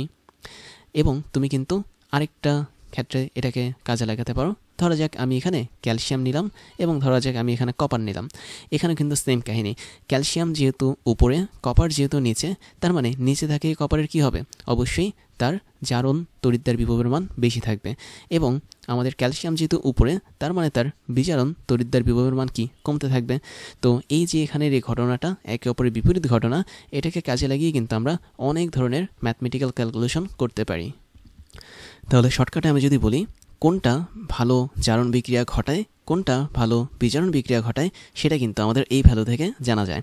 আমি তোমাদের আরেকটা এক্সাম্পল দেখাই। ধরো আমি খুব পপুলার এক্সাম্পল জিঙ্ক এবং কোথায় গেল আরেকটা, আচ্ছা এখানে আছে কপার, জিঙ্ক এবং কপার করা ঘটনাটা দেখাই। জিঙ্ক তুমি দেখতে পাচ্ছ সক্রিয়তা সিরিজে উপরে আছে, এবং ওর বিজারণ তড়িৎদ্বার বিভবের মান হচ্ছে -0.763, তার মানে ওর বিজারণ তড়িৎদ্বার বিভবের মান নেগেটিভ। তুমি যদি কপারের দিকে তাকাও, ওর কিন্তু বিজারণ তড়িৎদ্বার বিভবের মান হচ্ছে পজিটিভ। পজিটিভ মানে কি, পজিটিভ মানে হচ্ছে ভালো জিনিস, নেগেটিভ মানে হচ্ছে কি খারাপ জিনিস। তার মানে কপারের যেহেতু বিজারণ তড়িৎদ্বার বিভবটা পজিটিভ, তার মানে ওর মানটা বেশি কার তুলনায়, জিঙ্কের তুলনায়, যেহেতু জিঙ্কটা হচ্ছে এখন নেগেটিভ। তাহলে যে জিনিসটার বিজারণ তড়িৎদ্বার বিভবের মান বেশি সেই জিনিসটা ভালো বিজারণ বিক্রিয়া ঘটাতে পারবে, আর যে জিনিসটার বিজারণ তড়িৎদ্বার বিভবের মান কম সেই জিনিসটা কম ভালো বিজারণ বিক্রিয়া ঘটাতে পারবে। দ্যাট মিনস সে হচ্ছে জারণ বিক্রিয়া ঘটানোর চেষ্টা করবে। তাহলে এখান থেকে ক্লিয়ার, আমাদের জিঙ্কটা আসলে জারণ বিক্রিয়া ঘটানোর জন্য ট্রাই করবে, এবং কপারের তৈরিক্রম তড়িৎদ্বারটা যদি আমি ইউজ করি তাহলে সেই তড়িৎদ্বারটা বিজারণ বিক্রিয়া ঘটানোর জন্য ব্যবহার করা হবে। তো আই থিঙ্ক এখন তোমরা একটু ক্লিয়ার হয়েছে এই বিষয়ে। তো আমরা কিন্তু তাই দেখি বাস্তব জীবনে যে জিঙ্কটা আসলেও যদি জিঙ্কের কোনো একটা তড়িৎদ্বার তৈরি করা হয় সেটা জারণ বিক্রিয়া ঘটায়, এবং কপারের তড়িৎদ্বারটাও কিন্তু বিজারণ বিক্রিয়া ঘটায়। একই সাথে আমি যদি এখন মানগুলোকে উল্টে দিই তাহলে দেখো কি হয়। তুমি জিঙ্কের বিজারণ তড়িৎদ্বার বিভব দেখতে পাচ্ছ মাইনাস, তাই না? আমি যদি এটাকে জাস্ট প্লাস বানিয়ে দিই, দ্যাট মিনস প্লাস 0.763, তখন কি হবে? এটা কিন্তু তখন জারণ তড়িৎদ্বার বিভবের মান হিসেবে কাজ করবে। আবার তুমি যদি এই চিহ্নটাকে উল্টে দিয়ে মাইনাস বানিয়ে দাও, মাইনাস 0.337, তখন এটা কিন্তু জারণ তড়িৎদ্বার বিভব হিসেবে কাজ করবে। তার মানে কপারের যেহেতু এখন জারণ তড়িৎদ্বার বিভবের মান নেগেটিভ বা কম, এবং জিঙ্কের যেহেতু জারণ তড়িৎদ্বার বিভবের মান পজিটিভ বা বেশি, তার মানে জিঙ্ক সত্যিকার অর্থে জারণ বিক্রিয়া ঘটাবে, কপার হচ্ছে সত্যিকার অর্থে বিজারণ বিক্রিয়া ঘটাবে। তার মানে যে জিনিসটা জারণ বিভবের মান বেশি সে হচ্ছে জারণ বিক্রিয়া ঘটায়, যে জিনিসটার বিজারণ বিভবের মান বেশি সেই জিনিসটা বিজারণ বিক্রিয়া ঘটায়। তো এবার আমরা মোটামুটি অনেকটুকু ক্লিয়ার হলাম। আবার তোমরা তো আরেকটা জিনিস জানো যে সক্রিয়তা সিরিজে যে ধাতুটার অবস্থান উপরের দিকে থাকে সে ধাতুটা ভালো অ্যানোড হিসেবে কাজ করে বা ক্ষয় হয়ে যায়, আর যে ধাতুটা হচ্ছে নিচে অবস্থান করে সে হচ্ছে ক্যাথোড হয়ে যায় বা হচ্ছে তার পুরুত্ব বাড়তে থাকে। তো তুমি দেখতে পাচ্ছ আমাদের যদি জিঙ্ক এবং কপারের কথাই আবার বলি তাহলে জিঙ্কের কিন্তু প্রমাণ বিজারণ তড়িৎদ্বার বিভবের মান কম, তাই না? That means negative. তার মানে যে জিনিসটার প্রমাণ বিজারণ তড়িৎদ্বার বিভবের মান কম তাকে আমরা অ্যানোড হিসেবে কাজে লাগাই তড়িৎ রাসায়নিক কোষে, এবং যে জিনিসটার প্রমাণ তড়িৎদ্বার মানে বিজারণ তড়িৎদ্বার বিভবের মান বেশি, দ্যাট মিনস কপারের কিন্তু পজিটিভ বা বেশি, তাকে আমরা ক্যাথোড হিসেবে কাজে লাগাই। তাহলে এই ধারণাটা তোমাদেরকে মনে রাখতে হবে। তো আমরা এখানে যদি সামারাইজটা করি এভাবে, আমার মনে হয় আমরা এক্সট্রা একটা পেজ নিতে পারি সামারাইজ করার জন্য। তো সেক্ষেত্রে আমরা এই ধাতু সক্রিয়তা সিরিজটাকে পাশাপাশি রাখলাম, তারপর আমরা এখানে সামারাইজ করি। দেখো একদম উপরের দিকে যে ধাতুটা আছে, আমি যে কোনো দুইটা ধাতুর কথা বলি, হ্যাঁ আমি উপরের দিকে ধরো হচ্ছে জিঙ্কের কথা বলি আর নিচের দিকে ধাতু ধরো হচ্ছে কপারের কথা বলি। তো যে ধাতুটা সক্রিয়তা সিরিজে উপরে আমি কয়েকটা জিনিস দেখি তাহলে তোমাদের ক্লিয়ার হবে বিষয়টা। ধরো আমি প্রথমে লিখব অক্সিডেশন পটেনশিয়াল বা প্রমাণ জারণ তড়িৎদ্বার বিভব, তারপর আমি লিখব রিডাকশন পটেনশিয়াল বা প্রমাণ বিজারণ তড়িৎদ্বার বিভব, এটাকে লিখব। তারপর লিখব না, আর কিছু লেখার দরকার নেই, আমি দুটো জিনিসই লিখে দেখাচ্ছি। প্রথম কথা হচ্ছে কি, জিঙ্ক হচ্ছে সক্রিয়তা সিরিজে উপরে আছে। যে জিনিসটা সক্রিয়তা সিরিজে উপরে আছে আমি জানি, মানে আমরা আগের যে স্লাইডটা আছে সেখানে দেখেছি তাদের প্রমাণ বিজারণ তড়িৎদ্বার বিভবের মান বেশি কম থাকে, তার মানে নেগেটিভ থাকে। তার মানে আমাদের এটার মানটা থাকবে হচ্ছে অবশ্যই কম, এবং যে জিনিসটার অবস্থান আমাদের সক্রিয়তা সিরিজে নিচে থাকে তখন সেটার মানটা কি থাকে বেশি, তার মানে ই অফ আর ইডি এটার মানটা থাকে বেশি। তো এটা থাকে হচ্ছে কম, এটা থাকে হচ্ছে বেশি। তাই যদি হয় আমাদের ঠিক উল্টো ঘটনাটা ঘটে হচ্ছে আমাদের অক্সিডেশন পটেনশিয়াল বা প্রমাণ জারণ তড়িৎদ্বার বিভবের ক্ষেত্রে। তো এখানে কি হয়, উল্টো ঘটনা ঘটে, দ্যাট মিনস ওর মানটা হয়ে যায় এখন বেশি আর ওর মানটা কিন্তু হয়ে যায় কম। কম বেশি বলতে আমি বোঝাচ্ছি নেগেটিভ পজিটিভ, মান কিন্তু সেম, দ্যাট মিনস আমাদের এখানে মানের কোনো হেরফের হয় না। কম বেশি আমি বোঝাচ্ছি কি, যখন কম হবে তার মানে ওর আগে নেগেটিভ চিহ্ন আছে, যখন বেশি হবে তার মানে কি ওর আগে পজিটিভ চিহ্ন আছে, এবং এখানে কম হবে কি ওর আগে নেগেটিভ চিহ্ন আছে, এখানে বেশি হবে কি ওর মানে পজিটিভ চিহ্ন আছে। আমি একটু এগুলো মুছে দিচ্ছি, তোমাদেরকে এক্সাক্ট মান দেখাই। দেখো জিঙ্কের জন্য আমাদের যেই অক্সিডেশন মানে রিডাকশন যে পটেনশিয়াল ছিল প্রমাণ বিজারণ তড়িৎদ্বার বিভব, তার মান কত ছিল তুমি দেখতে পাচ্ছ -0.763। তাহলে এটা আমরা এখানে লিখে ফেলি। তো এর মান ছিল -0.763। তো এটা ছিল আমাদের জিঙ্কের প্রমাণ বিজারণ তড়িৎদ্বার বিভব। এবং আমি বলেছিলাম আমাদের আরেকটা জিনিস, সেটা হচ্ছে এই দুটো জিনিস কিন্তু সমান এবং বিপরীত। দ্যাট মিনস তুমি যদি ধরো ই অফ ও এক্স এর মান এবং ই অফ আর ইটি এর মান, এদের মান হচ্ছে সমান এবং বিপরীত, দ্যাট মিনস একটার আগে আমাদের মাইনাস সাইন দিতে হয়। তার মানে কোনো একটা তড়িৎদ্বারের জারণ বিভব এবং বিজারণ বিভব এদের মান সমান এবং বিপরীত। তাই যদি হয়ে থাকে তাহলে আমি বলতে পারি আমাদের এই জায়গাটাতে যেই জিঙ্কের জারণ তড়িৎদ্বার বিভব আছে তার মানটা কী হবে, অবশ্যই পজিটিভ 0.763 হবে। তাই থিঙ্ক তোমরা এবার একটা ক্লিয়ার আইডিয়া পেয়েছো।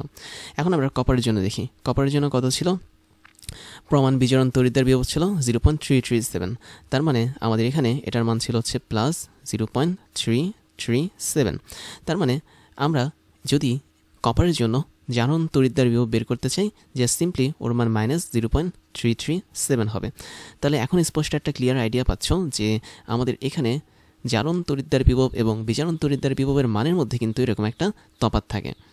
এবং এক্ষেত্রে আরও একটা জিনিস তোমাদেরকে জানাবো, সেটা হচ্ছে আমরা এখানে কোনটাকে অ্যানোড হিসেবে কাজ করাবো, কোনটাকে ক্যাথোড হিসেবে কাজ করাবো। খেয়াল করে দেখো আমাদের এই জায়গাটাতে আমি কি দেখতে পাচ্ছি, আমাদের না এতটুকু না, আমরা এতটুকু জায়গা, তো এতটুকু জায়গার মধ্যে আমরা দেখতে পাচ্ছি যে আমাদের অক্সিডেশন পটেনশিয়াল যেটা বা প্রমাণ জারণ তড়িৎদ্বার বিভব যেটা, এটা হচ্ছে আমাদের বেশি, এবং প্রমাণ বিজারণ তড়িৎদ্বার যেটা মানে তড়িৎদ্বার বিভব যেটা, সেটার মান হচ্ছে কম। আবার এতটুকু জায়গার মধ্যে আমি দেখতে পাচ্ছি আমাদের প্রমাণ জারণ তড়িৎদ্বার বিভব যেটা, এটা হচ্ছে কম, প্রমাণ বিজারণ তড়িৎদ্বার বিভব যেটা, সেটা হচ্ছে কি বেশি, তাই না? এবং যখন আমাদের প্রথম কন্ডিশনটা কাজ করবে ওই মুহূর্তটাতে আমি বলতে পারি আমাদের এই ধাতুটাকে অ্যানোড হিসেবে কাজে লাগাতে হবে তড়িৎ রাসায়নিক কোষের মধ্যে। আর যখন আমাদের এই দ্বিতীয় কন্ডিশনটা কাজ করবে তখন আমাদের বুঝতে হবে যে এই ধাতুটাকে তখন ক্যাথোড হিসেবে কাজে লাগাতে হবে তড়িৎ বিশ্লেষ্য মানে তড়িৎ রাসায়নিক কোষের মধ্যে। এটা কিন্তু তড়িৎ বিশ্লেষ্য কোষের কোনো কাহিনী না, এটা হচ্ছে তড়িৎ রাসায়নিক কোষের কাহিনী। এবং সেক্ষেত্রে আমাদেরকে এই জিনিসটা কিন্তু হেল্প করছে। তাহলে তুমি স্পষ্ট দেখতে পাচ্ছ এখানে ই অফ ও এক্স এর মান পজিটিভ এবং একই মানে ই অফ আর ইডি এর মানটা হচ্ছে নেগেটিভ। তার মানে অবশ্যই ই অফ ও এক্সই বেশি এবং ই অফ আর ইডি কি কম। তার মানে আমরা এই যে জিঙ্ক ধাতুটা আছে এটাকে অ্যানোড হিসেবে কাজে লাগাবো যদি আমি ক্যাথোড মানে কপারের সাথে তাকে যুক্ত করি, এবং কপারকে তখন আমাদের ক্যাথোড হিসেবে কাজে লাগাতে হবে। এবং আরেকটা মজার বিষয় হচ্ছে কি, এখানে আসলে ঘটছে এটা কি, এই জায়গাটাতে ঘটছে হচ্ছে আমাদের কি, দেখো আমাদের যেহেতু এখানে জারণ বিভবের মান বেশি, তার মানে এই ঘটনাটা হচ্ছে কি জারণের ঘটনা। আমি এটা এই কালারে না লিখে রেড কালারে লিখি, তাহলে আমাদের এই জায়গাটাতে আসলে যেটা ঘটবে সেটা হচ্ছে জারণের ঘটনাটা ঘটবে, আর এই জায়গাটাতে যেটা ঘটবে সেটা কি অবশ্যই বিজারণের ঘটনা ঘটবে, তাই না? তাহলে একটা জিনিস স্পষ্ট, যখন তোমার জারণ প্রক্রিয়া ঘটবে তখন অবশ্যই তার জারণ বিভবের মান বেশি থাকবে বা পজিটিভ থাকবে, এবং যখন তোমার কোনো একটা ধাতুর মধ্যে বিজারণ ঘটবে তখন তার বিজারণ বিভবের মান বেশি থাকবে বা পজিটিভ থাকবে। তার মানে এই লাইনটা বলার জন্য আমি এখানে এত কাহিনী করেছি। যে ধাতু যখন জারণ ঘটাবে বা জারণের ইংলিশ হচ্ছে অক্সিডেশন ঘটাবে, তখন তার অবশ্যই জারণ বিভবের মান বেশি হবে কার তুলনায়, বিজারণ বিভবের মানের তুলনায়। এবং যখন যার মানে কোনো একটা ধাতুর রিডাকশন ঘটবে বা বলা যায় বিজারণ ঘটবে, তখন তার বিজারণ বিভবের মানটা বেশি হবে কার তুলনায়, জারণ বিভবের মানের তুলনায়। তো এই যে এখানে আমরা ই অফ ও এক্স দিলাম, ই অফ আর ইডি দিলাম, এরা দুজনে হচ্ছে কি আমাদের তড়িৎদ্বার বিভব। আর আরেকটা বিষয় হচ্ছে কি, যে জিনিসটা জারণ ঘটায় সেটা হচ্ছে কি বেশি সক্রিয়। তার মানে আমরা এই যে উপরের অংশটা দেখতে পাচ্ছি এটা হচ্ছে মোর অ্যাক্টিভ মেটাল বা সক্রিয় ধাতু, আর নিচে যে জিনিসটা দেখতেছি এটা হচ্ছে লেস অ্যাক্টিভ বা কম সক্রিয় ধাতু। তার মানে একসাথে আমরা এখান থেকে অনেকগুলো এমসিকিউর কোশ্চেন, অনেকগুলো ম্যাথমেটিক্যাল টার্ম, সব কিছুর কনফিউশন দূর করে ফেললাম। তাই মনে রাখবে, আমরা যদি তড়িৎ রাসায়নিক সিরিজের মধ্যে যে কোনো দুইটা ধাতু নিই, ধরো পাশাপাশি দুইটা ধাতুই নিলাম, টিন এবং লেড, তাদের মধ্যে কিন্তু সেম ঘটনা ঘটবে। দ্যাট মিনস টিনের জন্য আমরা উপরের এই কাহিনীটি ঘটাবো এবং লেডের জন্য আমরা নিচের এই কাহিনী ঘটাবো। অথবা আমি উপরের থেকে দেখাই, ধরো তুমি এখানে লিথিয়াম এবং পটাশিয়াম নিয়ে কাজ করলে, সেখানেও কিন্তু একই ঘটনা ঘটবে। দ্যাট মিনস লিথিয়ামের ক্ষেত্রে আমরা তখন সেখানে জারণ ঘটনা ঘটাবো বা উপরের এই টোটাল কাজগুলো ঘটাবো, এবং পটাশিয়ামের ক্ষেত্রে আমরা বিজারণ বা এই নিচের এই ঘটনাটা ঘটাবো। তো যখন তোমরা এরকম তড়িৎ রাসায়নিক সিরিজটা টোটালি মনে রাখতে পারবে, তখনই কেবল তোমাদের সম্ভব হবে এই টোটাল ক্যালকুলেশনটা ঠিকঠাক মতো করার। তারপর তোমাদেরকে একটা ছোট্ট হিন্ট দিই, সেটা হচ্ছে কখনো কখনো আমাদেরকে জারণ তড়িৎদ্বার বিক্রিয়া লিখতে বলে এবং বিজারণ তড়িৎদ্বার বিক্রিয়া লিখতে বলে। তুমি যদি আগের স্লাইডের এই টোটাল ছকটা দেখাও, তাহলে এই ছকের মধ্যে দেখতে পাচ্ছ আমাদের শুধুমাত্র বিজারণ তড়িৎদ্বার বিক্রিয়াগুলো দেওয়া আছে, কিন্তু কোনো জারণ তড়িৎদ্বার বিক্রিয়াগুলো দেওয়া নেই। বাট আমি কিন্তু পাশে তোমাদেরকে লিখে দেখিয়েছি দুইটা স্যাম্পল হিসেবে যে কীভাবে তোমরা জারণ এবং বিজারণ তড়িৎদ্বার বিক্রিয়াগুলো লিখতে পারো। তো আমি এই স্যাম্পলগুলো আরেকবার দিচ্ছি। তুমি যদি এরকম দুইটা ঘটনা দেখো, দ্যাট মিনস একটা হচ্ছে আমাদের জারণ তড়িৎদ্বার বিভব আর একটা হচ্ছে বিজারণ তড়িৎদ্বার বিভব, তাহলে তুমি ওই তড়িৎদ্বারগুলোকে কীভাবে প্রকাশ করবে? একদমই সিম্পল সিস্টেম। তুমি জিঙ্কের জন্য যেভাবে প্রকাশ করতে সেভাবে প্রকাশ করবে। দ্যাট মিনস জিঙ্কের জন্য কী ছিল, আমি যদি জিঙ্ক না ধরে কোনো একটা মেটাল ধরি, ধরো আমি এই জিঙ্কটাকেই একটা মেটাল ধরলাম, মেটাল 1, ধরো এটা হচ্ছে M1। আচ্ছা M1 কি ধরবো না, M1 ধরার দরকার নেই, আমি জিঙ্ক দিয়ে ধরি। তাহলে দেখো এদেরকে কীভাবে প্রকাশ করবে? প্রকাশ করবে এভাবে, জিঙ্ক প্রথমে হচ্ছে ধাতু ছিল এবং সেটা সলিড ছিল। পরবর্তীতে সে হচ্ছে Zn2+ কনভার্ট হয়েছে দুইটা ইলেকট্রন হারিয়ে, এবং সেটা অ্যাকুয়াস দ্রবণে ছিল। তার মানে এই যে এখানে ছোট্ট একটা জিনিস লিখলাম একটা লাইনে, এই জিনিসটাই হচ্ছে আমাদের জারণ তড়িৎদ্বার বিভবের যে প্রকাশটা আছে, সেটা বিভব না, এটা হচ্ছে জারণ তড়িৎদ্বারের প্রকাশ। তাহলে আমি একটু ক্লিয়ার করে দিই তোমাদেরকে, আমি দুইটা জিনিস এখানে প্রকাশ করব। একটা হচ্ছে জারণ তড়িৎদ্বারকে প্রকাশ করব, আমি একটু লিখি তাহলে বুঝতে পারবে। একটা হচ্ছে জারণ ইলেকট্রোড বা জারণ তড়িৎদ্বারের প্রকাশটা দেখব, আর আরেকটা হচ্ছে জারণ তড়িৎদ্বার বিভবের প্রকাশটা দেখব। দ্যাট মিনস জারণ তড়িৎদ্বার বিভব। আই থিঙ্ক তোমরা বুঝতে পেরেছো দুইটা টার্ম। এখন দেখো, আমি যদি জারণ তড়িৎদ্বারকে প্রকাশ করতে চাই তাহলে আমাদের কাহিনী কি? কাহিনীটা হচ্ছে প্রথমে সে জিঙ্ক ছিল সলিড হিসেবে, পরবর্তীতে দ্রবণে সে দুইটা ইলেকট্রন হারিয়ে চলে গেল Zn2+ হিসেবে, এবং সেটা অ্যাকুয়াস হিসেবে থাকবে বা জলীয় দ্রবণ হিসেবে থাকবে। এটা হচ্ছে আমাদের জিঙ্কের জন্য জারণ ইলেকট্রোড বা জারণ তড়িৎদ্বারের প্রকাশ। বাট আমি যদি বিভবের মাধ্যমে তাকে প্রকাশ করি, আমরা প্রথমে লিখব ই, তারপরে স্রেফ আগের লাইনটা এখানে লিখে দেবো, দ্যাট মিনস Zn। আচ্ছা, আমি একটু দেখাই তোমাদেরকে। এটাকে আমরা E(OX) হিসেবে লিখতে পারি, যেটার মান হচ্ছে E Zn solid by Zn2+ aqueous. এভাবে আমরা এটাকে প্রকাশ করতে পারি। তার মানে E(OX) কে আমরা চাইলে E(Zns) বাই Zn2+ অ্যাকুয়াস এভাবে প্রকাশ করতে পারি, কোনো সমস্যা নেই। এটা হচ্ছে আমাদের জারণ তড়িৎদ্বার বিভবের প্রকাশ। আমরা এভাবেও করতে পারি। আচ্ছা, আমরা এখানে ইকুয়াল না দিয়ে অর দিয়ে দিই, তাহলে তোমরা বুঝতে পারবে। এবার আমরা সেম জিনিসটা দেখব বিজারণ তড়িৎদ্বার বিভবের জন্য। তাহলে এখানে আমি লিখে ফেলি। আমরা এখানে লিখব প্রথম হচ্ছে জারণ তড়িৎদ্বারের প্রকাশটা বা জারণ ইলেকট্রোড, না এটা তো জারণ না, এটা হচ্ছে বিজারণ। তাহলে বিজারণ ইলেকট্রোড, বিজারণ ইলেকট্রোডকে কীভাবে লিখতে হয় এবং বিজারণ তড়িৎদ্বার বিভব যেটা আছে সেটাকে কীভাবে লিখতে হয়। বিজারণ তড়িৎদ্বার বিভব, আচ্ছা আমি এই বিভবটাকে পরে লিখবো, আগে আমরা এটার প্রকাশটা দেখাই। তো এটা কীভাবে প্রকাশ করতে হবে? আমাদের কপার হচ্ছে প্রথমে দ্রবণে ছিল, তার মানে কপার 2+ হিসেবে ছিল, এটা ছিল অ্যাকুয়াস হিসেবে। পরবর্তীতে সে দুইটা ইলেকট্রন গ্রহণ করে কপার সলিডে বা কঠিন পদার্থে রূপান্তর হয়েছে। তো এটাকে এভাবে দেখাতে হবে। আর তুমি যদি বিজারণ তড়িৎদ্বার বিভবকে প্রকাশ করতে চাও, ইলেকট্রোড বানান ভুল হয়েছে, ওকে। তো বিজারণ তড়িৎদ্বার বিভবকে যদি প্রকাশ করতে চাও, আমি একটু উপরে লিখি তাহলে তোমার বুঝতে সুবিধা হবে। এটা মুছে দিচ্ছি। তুমি এখানে চাচ্ছ বিজারণ তড়িৎদ্বার বা ইলেকট্রোড বিভবকে প্রকাশ করতে, বড় করে লিখলাম। কিভাবে প্রকাশ করবে?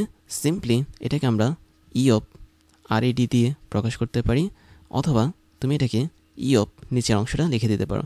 দ্যাট মিনস Cu2+ অ্যাকুয়াস ছিল, তারপরে সেটা Cu সলিডে কনভার্ট হয়েছে। তো আমরা দুইভাবের যে কোনো একটাভাবে প্রকাশ করতে পারি, কোনো সমস্যা নেই। এবং তোমরা ম্যাথের মধ্যে দেখবে এরকমভাবে তোমাদেরকে এই জিনিসগুলো প্রকাশ করা হয়েছে। তবে কিছু কিছু বইতে তোমরা আরেকটা এক্সেপশন পাবা, সেটা হচ্ছে অনেক বইতে আমি দেখেছি শুধুমাত্র ই দিয়ে প্রকাশ করা হয়েছে এদেরকে, অনেক বইতে আমি দেখেছি এদেরকে সরাসরি E(NOT) দিয়েও প্রকাশ করা হয়েছে। তো আমি এখানে লাল কালারের E(NOT) দিয়ে রাখলাম, কেননা তোমরা যদি আগের স্লাইডটা দেখো তাহলে দেখতে পাচ্ছ এখানে প্রমাণ বিজারণ তড়িৎদ্বার বিভবকে কিন্তু E(NOT) ভোল্ট বা 25 ডিগ্রি সেন্টিগ্রেড তাপমাত্রায় E(NOT) হিসেবে প্রকাশ করা হয়েছে। তো তোমরা E(NOT)টা ইউজ করতে পারো। এবার আমরা আরেকটা জিনিস দেখব, সেটা হচ্ছে আমরা কতগুলো মান দেখব। দ্যাট মিনস আমাদের বিজারণ তড়িৎদ্বারের বিক্রিয়া, তারপর বিজারণ তড়িৎদ্বারের প্রকাশ এবং প্রমাণ বিজারণ তড়িৎদ্বার, মানে তড়িৎদ্বারের বিভব আর কি, এই তিনটা জিনিস দেখব। তো তুমি দেখতে পাচ্ছ আমি যদি বিজারণ তড়িৎদ্বারের ক্ষেত্রে প্রথমে হচ্ছে ফেরিক আয়ন নিই, তাহলে সেটা হচ্ছে ইলেকট্রন একটা গ্রহণ করে ফেরাস আয়নে কনভার্ট হবে। আর যেহেতু এখানে একটা লবণের দ্রবণ থেকে আরেকটা লবণের দ্রবণে কনভার্ট হচ্ছে ইলেকট্রন গ্রহণ করার মাধ্যমে, তার মানে এটাকে একটা বিজারণ প্রক্রিয়া। আর যেহেতু এখানে কোনো যে মেটাল কোনো কিছু নেই বা ধাতু নেই, জাস্ট একটা লবণের আয়ন আরেকটা লবণের আয়নে কনভার্ট হয়েছে, সেই জন্য আমরা এটাকে প্রকাশ করব তারপর প্লাটিনাম দিয়ে, কেননা প্লাটিনাম কিংবা গোল্ড হচ্ছে একটা নিষ্ক্রিয় ধাতু যেটা ইলেকট্রোড হিসেবে কাজ করে, এবং ওই ইলেকট্রোডটা টোটালি নিষ্ক্রিয় থাকে, বিক্রিয়াতে অংশগ্রহণ নেয় না। এবং আমি যদি বলি তোমাদেরকে, কিন্তু আমি কিছু নোটেশন বা নিয়মকানুন দেখিয়েছি কীভাবে হচ্ছে তড়িৎ রাসায়নিক কোষের প্রকাশ করতে হয়। তো ওই হিসেবে তুমি যদি এই অর্ধকোষের দিকে তাকাও, ওই প্রকাশটা কিন্তু একই রকম। দ্যাট মিনস আমাদের এই পাশে কিন্তু অ্যাকুয়াস বা দ্রবণ আছে, সেজন্য আমরা এখানে কমা দিয়ে প্লাটিনামটাকে ইউজ করেছি। তো আই থিঙ্ক তোমরা বুঝতে পারবে, এটা তোমরা অলরেডি দেখেছো। তো বিজারণ তড়িৎদ্বারকে আমরা প্রকাশ করি এইভাবে, বিজারণ তড়িৎদ্বারের বিক্রিয়াটাকে আমরা প্রকাশ করি এইভাবে। এবং এই ক্ষেত্রে তুমি দেখতে পাচ্ছ প্রমাণ বিজারণ বিভব, দ্যাট মিনস এটাকে কিন্তু ইনোট দিয়ে প্রকাশ করেছে একটা বইতে। তো সেই ক্ষেত্রে তুমি দেখতে পাচ্ছ এটা হচ্ছে +0.77 ভোল্ট। তারপর একই রকমভাবে আমরা ভিন্ন ভিন্ন ধাতুর এরকম অনেকগুলো বিক্রিয়া দেখতে পাচ্ছি, বিজারণ তড়িৎদ্বারের বিক্রিয়া এবং বিজারণ তড়িৎদ্বারের প্রকাশ। এটাকে আসলে বিজারণ তড়িৎদ্বারের প্রকাশ বলা উচিত বা রিপ্রেজেন্টেশন বলা উচিত। আর প্রমাণ বিজারণ বিভবটা আমরা দেখতে পাচ্ছি। এখন তোমাদেরকে একটা মজার জিনিস দেখাই যে আমরা এই ছক থেকে ভিন্ন ভিন্ন মান পাচ্ছি না প্রমাণ বিজারণ বিভবের। এই মানগুলোকে ইউজ করে আমি বলতে পারবো আসলে সত্যিকার অর্থে কোন ধাতুটা আমাদের জারণ বিক্রিয়া ঘটাচ্ছে, কোন ধাতুটা আসলে বিজারণ বিক্রিয়া ঘটাচ্ছে। যেমন আমি যদি তোমাকে যে কোনো দুইটা ধাতুর কথা বলি, আমরা তো একটা তড়িৎ রাসায়নিক কোষ কীভাবে তৈরি করি, দুইটা ধাতু নিই, ওই দুটা ধাতুকে ইলেকট্রোড বানাই এবং ওই দুটো ধাতুকে তাদের নিজ নিজ লবণের দ্রবণে বসিয়ে রাখি, তাই না? এভাবে কিন্তু তড়িৎ রাসায়নিক কোষগুলোকে বানাই। তো আমি ধরলাম আমি একটা তড়িৎ রাসায়নিক কোষ বানাবো যার একটা প্রান্তে থাকবে হচ্ছে আমাদের এই কপারটা এবং আরেকটা প্রান্তে থাকবে হচ্ছে ধরো এই কোবাল্টটা। তার মানে আমি কোবাল্ট এবং কপার এদের দুজনকে নিয়ে একটা তড়িৎ রাসায়নিক কোষ বানাবো।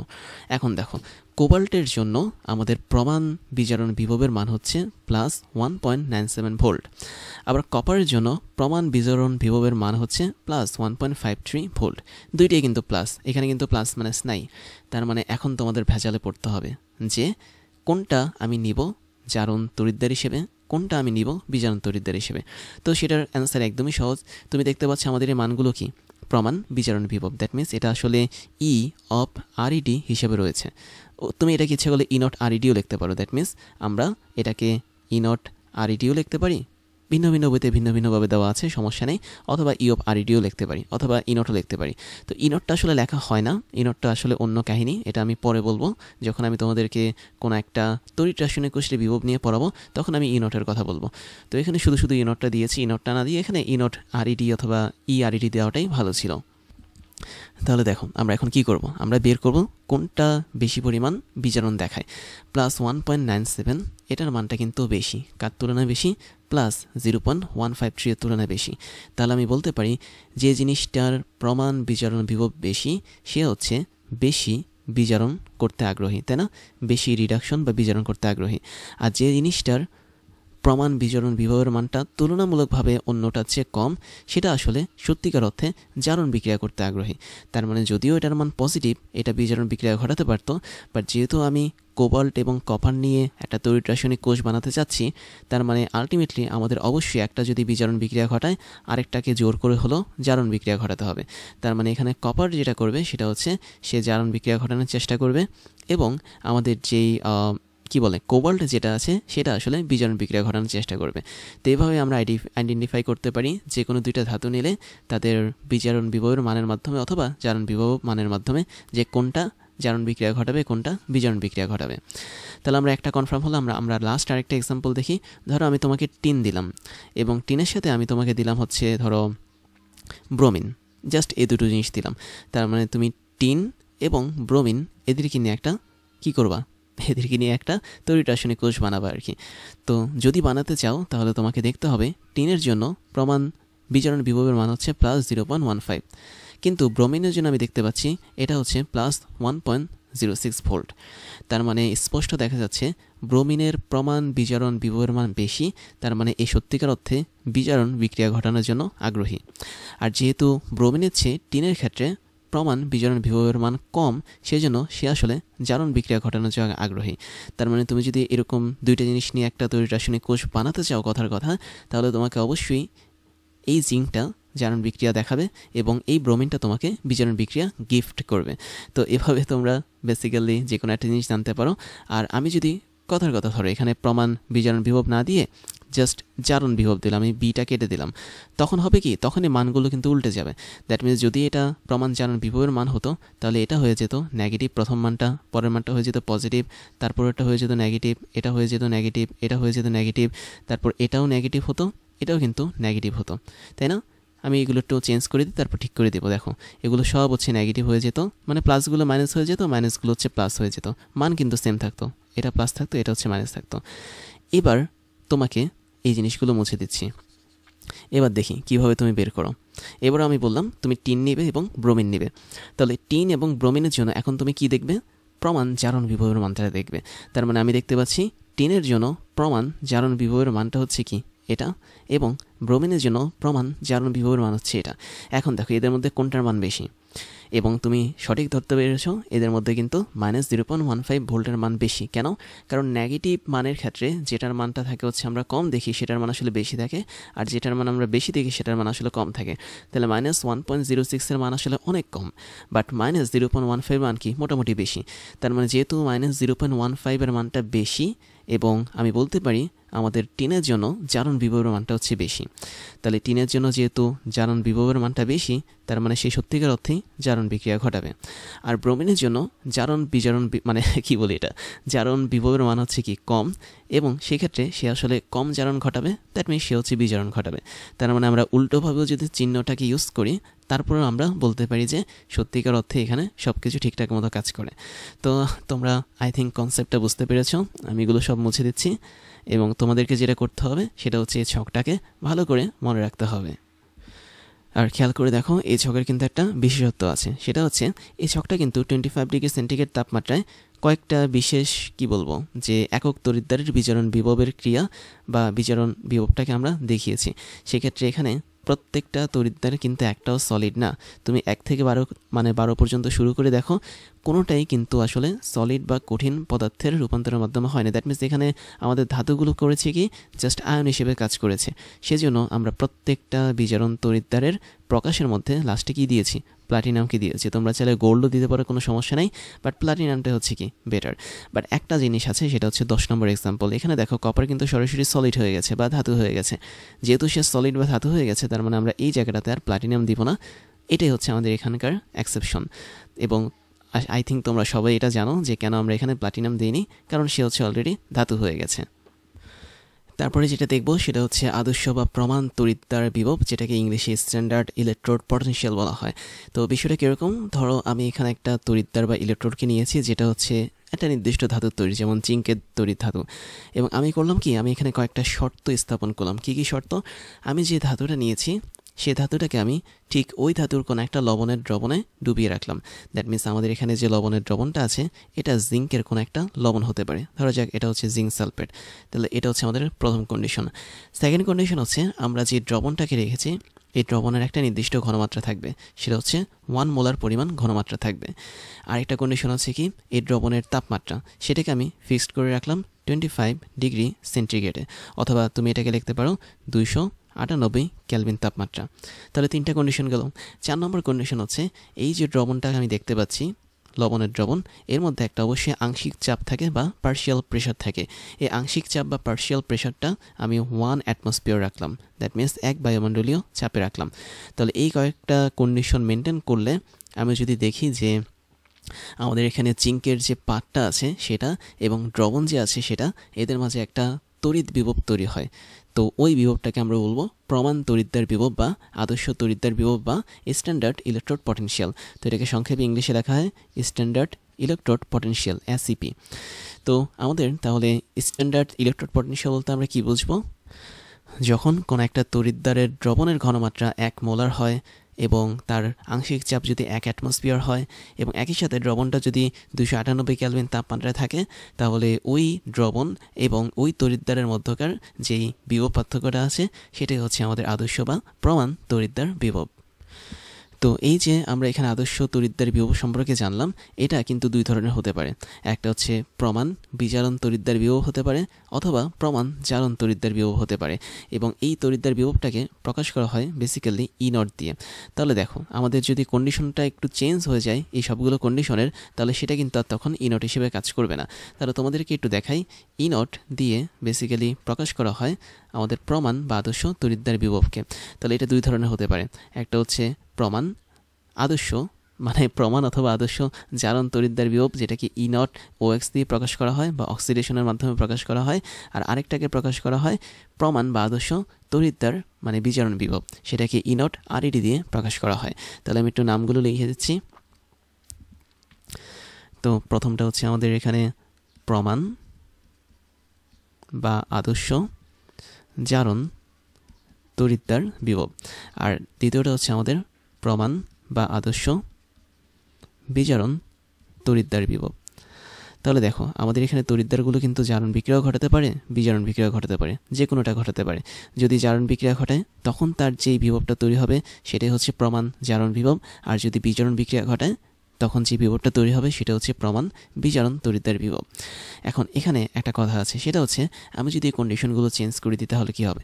ধরো আমি এখানে কন্ডিশন রাখলাম, কথার কথা যে কোনো একটা কন্ডিশন চেঞ্জ করলাম। ধরো আমি এখানে 26 ডিগ্রি সেন্টিগ্রেড রাখলাম, অথবা আমি এখানে 0.5 মোলার দ্রবণ রাখলাম, মানে যে কোনো একটা কন্ডিশন আমি চেঞ্জ করেছি, অথবা যে কোনো 2টা বা 3টা কন্ডিশন আমি চেঞ্জ করেছি, অথবা আমি যে কোনো একটা কন্ডিশন বলতে চাপটা চেঞ্জ করলাম, ধরো 2 অ্যাটমসফিয়ার চাপ দিলাম, তখনও কিন্তু আমরা তড়িৎদ্বার বিভব পাবো, বাট সেটা কিন্তু আদর্শ বা প্রমাণ তড়িৎদ্বার বিভব হবে না।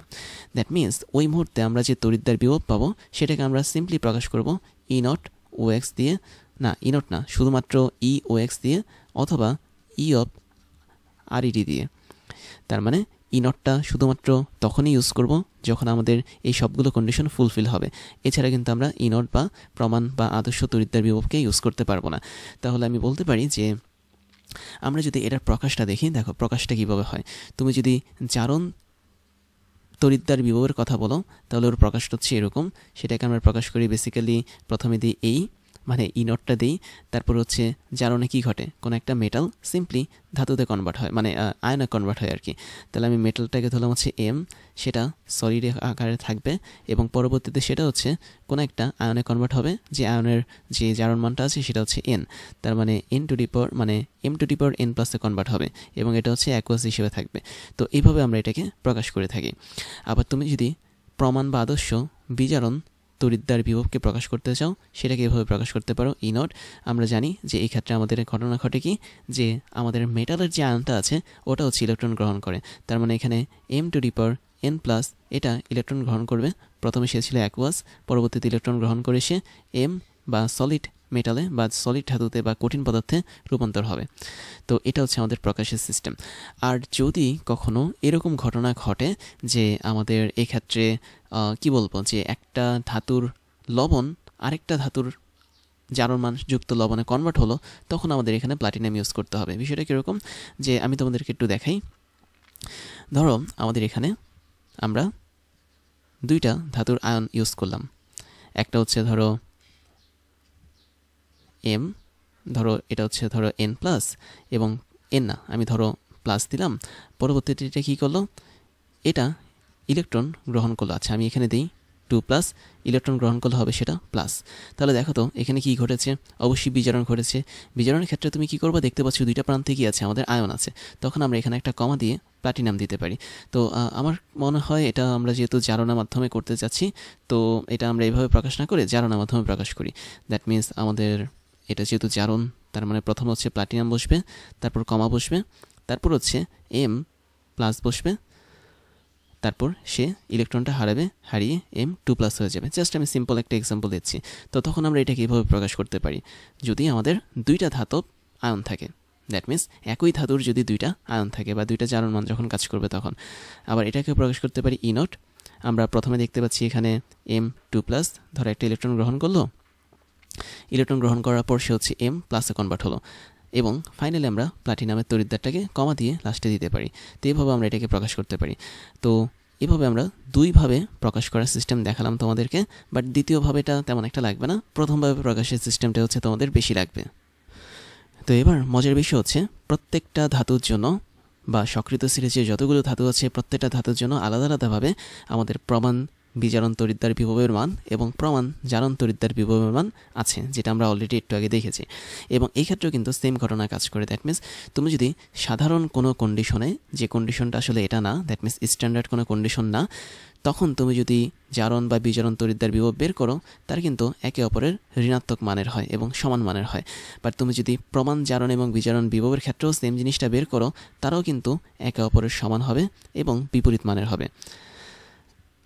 তার মানে আমাদের এটা এখানেও কাজ করবে।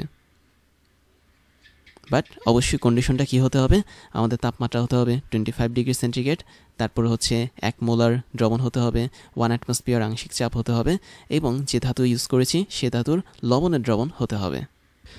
তো এখানে অনেকে আবার কনফিউশনে পড়ো, সেটা হচ্ছে 1 মোলার মানে কি। আমি একটু ছোট্ট করে লিখে দিচ্ছি। 1 মোলার মানে হচ্ছে 1 মোল থাকবে প্রতি লিটারে, তার মানে 1 মোল পার লিটার। দ্যাট মিনস আমি এখানে জিঙ্ক সালফেটের কথা বলেছি 1 মোলার, তার মানে আমাদের Zn2+ যে আয়নটা এটা 1 মোল পরিমাণে থাকবে প্রতি লিটার দ্রবণে, সেটাই হচ্ছে আমাদের 1 মোলার। তো এবার আমি একটা এক্সাম্পলের মাধ্যমে বিষয়টা তোমাদেরকে আরেকটু ক্লিয়ার করি। ধরো আমি একটা এক্সাম্পল নিলাম। এক্সাম্পলটা কার নিব? ধরো আমি জিঙ্কের কথা বলি। জিঙ্কের কথা যদি বলি, তাহলে জিঙ্কের জন্য আদর্শ বা প্রমাণ বিজারণ বিভবের মান হচ্ছে -0.76 ভোল্ট। তার মানে জিঙ্কের জন্য E0 RED যেটা ছিল ওর মান হচ্ছে -0.76 ভোল্ট। এবং যদি তাই হয়ে থাকে তাহলে আমি উল্টোভাবে বলতে পারি জিঙ্কের জন্য আমাদের প্রমাণ জারণ বিভবের মান কি একই রকম এবং তার আগে জাস্ট প্লাস হবে। দ্যাট মিনস জিঙ্কের জন্য আমাদের E0 OX এর মান বা প্রমাণ জারণ তড়িৎদ্বার বিভবের মান হচ্ছে +0.76 ভোল্ট। তো এই মানের মানে কি, মানে এটা আসলে কি মিন করে, এটা তাৎপর্যটা কি সেটা আমি এখন দেখব। এর মানে হচ্ছে তুমি যদি জিঙ্কের কোন একটা ধাতুকে দিয়ে ওই জিঙ্কের কোন একটা লবণের দ্রবণে তাকে ডুবিয়ে রাখো, হতে পারে সেটা জিঙ্ক সালফেট, হতে পারে সেটা জিঙ্ক নাইট্রেট, তার মানে ধাতু হিসেবে এখানে কাজ করছে হচ্ছে জিঙ্ক, এবং তুমি জিঙ্কের একটা লবণ নেবে, ধরো হচ্ছে জিঙ্ক সালফেট, সেখানে ধরো তুমি এই ধাতুটাকে ডুবিয়ে রাখলে। দ্যাট মিনস আমাদের এই কন্ডিশনটা আর কি, এই ছবির কন্ডিশনটা। তখন তোমাকে এটা মানে কি বলবো যে মেনটেন করতে হবে যে তোমার দ্রবণের তাপমাত্রা হচ্ছে 298 কেলভিন বা 25 ডিগ্রি সেন্টিগ্রেড তাপমাত্রা। দ্রবণের মধ্যে জিঙ্ক আয়নের ঘনমাত্রা হচ্ছে 1 মোলার বা 1 মোল পার লিটার, এবং দ্রবণের মধ্যে আংশিক চাপ হচ্ছে 1 অ্যাটমসফিয়ার। যদি তাই হয়ে থাকে, দ্যাট মিনস জিঙ্ক সালফেট দ্রবণের আংশিক চাপ যদি 1 অ্যাটমসফিয়ার হয়, 1 মোলার ঘনমাত্রা হয় এবং তাপমাত্রা যদি 25 ডিগ্রি সেন্টিগ্রেড হয়, তবে আমি বলতে পারি এই জিঙ্ক ধাতু এবং দ্রবণের মাঝে এই যে এখানে দেখছো একটা ছোট্ট লেয়ার আছে, দ্যাট মিনস জিঙ্ক ধাতু এবং দ্রবণের মাঝে কিন্তু এরকম লেয়ার থাকে বা কি বলবো একটা অংশ থাকে। এই অংশদের মাঝে কি হয়, অবশ্যই একটা তড়িৎ বিভব তৈরি হয়। দ্যাট মিনস তুমি তো জানো যে জিঙ্ক কী করে, দ্রবণের মধ্যে পজিটিভ আয়ন ছেড়ে দেয়, তার মানে দ্রবণটা তখন হয়ে যাচ্ছে পজিটিভ চার্জযুক্ত এবং জিঙ্কের যেই পার্টটা ছিল সেটা হয়ে যায় আমাদের নেগেটিভ চার্জযুক্ত। তো এই যে পজিটিভ আর নেগেটিভ চার্জের মধ্যকার একটা পার্থক্য তৈরি হয়, এই পার্থক্যটাই হচ্ছে কি তড়িৎ বিভব, এবং ওই তড়িৎ বিভবের মানে জারণ মানটা হচ্ছে +0.76 ভোল্ট, আর তুমি যদি বিজারণ মান হিসেবে বের করো সেটা হবে -0.76 ভোল্ট। তাহলে এটাই হচ্ছে আমাদের মেইন কাহিনী। তাহলে আমাদের জিঙ্কের লবণ এবং জিঙ্কের তড়িৎদ্বারের যে সংযোগস্থল আছে সেখানে যে জারণ বিভবটা তৈরি হয় তার মান হচ্ছে 0.76 ভোল্ট, এবং সেখানে যে বিজারণ বিভবটা তৈরি হয় তার মান হচ্ছে -0.76 ভোল্ট। তো এতটুকু হচ্ছে আমাদের এখানে এক্সাম্পল। আবার আমরা এই মানগুলো থেকেও কিন্তু বের করে ফেলতে পারি সে আসলে দ্রবণে কী হিসেবে কাজ করে। যেমন আমি দেখতে পাচ্ছি এখানে জারণ বিভবের মান হচ্ছে বেশি বা পজিটিভ, বিজারণ বিভবের মান হচ্ছে কম বা নেগেটিভ। তার মানে জারণ বিভবের মান যেহেতু বেশি, তাহলে আমরা স্পষ্ট বলতে পারি আমাদের এখানে জিঙ্ক ধাতুটার মধ্যে আসলে জারণ ক্রিয়া ঘটছে, অর্থাৎ জিঙ্ক ধাতুটা ইলেকট্রনগুলো ছেড়ে দিচ্ছে কোথায়, আমাদের জিঙ্কের পাতের মধ্যে, এবং আয়ন হিসেবে সেটা দ্রবণে বের হয়ে গেছে। তাহলে আমরা এই যে এখানে প্রমাণ তড়িৎদ্বার জারণ বিভব বা বিজারণ বিভবের যে মান দেখতে পাচ্ছি, এই মানগুলো দেখার মাধ্যমে কি বলতে পারি যে ওই ধাতুটা আসলে জারণ করছে নাকি বিজারণ করছে। এবং আমি তোমাদেরকে অলরেডি কিন্তু এগুলো দেখিয়েছি। দ্যাট মিনস তুমি যদি দেখো যে কীভাবে বলবো তোমাদেরকে একটু শর্টকাটে দেখাই। তুমি যদি দেখো যে কোনো একটা ক্ষেত্রে E0 অফ OX এটা যদি বড় হয় E0 অফ RED থেকে, দ্যাট মিনস জারণ বিভবের মান যদি মানে প্রমাণ জারণ বিভবের মান যদি প্রমাণ বিজারণ বিভবের মানের চেয়ে বড় হয়, তাহলে তুমি বলতে পারো ওটা আসলে একটা জারণ ঘটনা হবে, তার মানে জারণ বিক্রিয়া ঘটাবে। আর তুমি যদি দেখো প্রমাণ জারণ বিভবের মানটা কম হয় প্রমাণ বিজারণ বিভবের তুলনায়, তাহলে তোমার যে জিনিসটা ঘটবে সেটা হচ্ছে কি হবে, বিজারণ বিক্রিয়া ঘটবে। তার মানে ওই দ্রবণে বা ওই ধাতুর মধ্যে বিজারণ ক্রিয়া ঘটবে। তো এই দুটো সিস্টেম তুমি মনে রাখতে পারো। আর আরেকটা মজার বিষয় হচ্ছে কি, যদি কখনো জারণ বিভবের মান এবং বিজারণ বিভবের মান একদম সমান হয়, সমান মানে হচ্ছে কি দুটোর মানই হচ্ছে পজিটিভ অথবা নেগেটিভ যাই হোক না কেন সমান হয়ে গেল, তখন আমি বলতে পারি সেখানে কোনো রিডক্স রিয়াকশন ঘটবে না বা কোনো জারণ বিজারণ বিক্রিয়া ঘটবে না। জারণ বিজারণ বিক্রিয়ার ইংলিশটা হচ্ছে কি রিডক্স রিয়াকশন।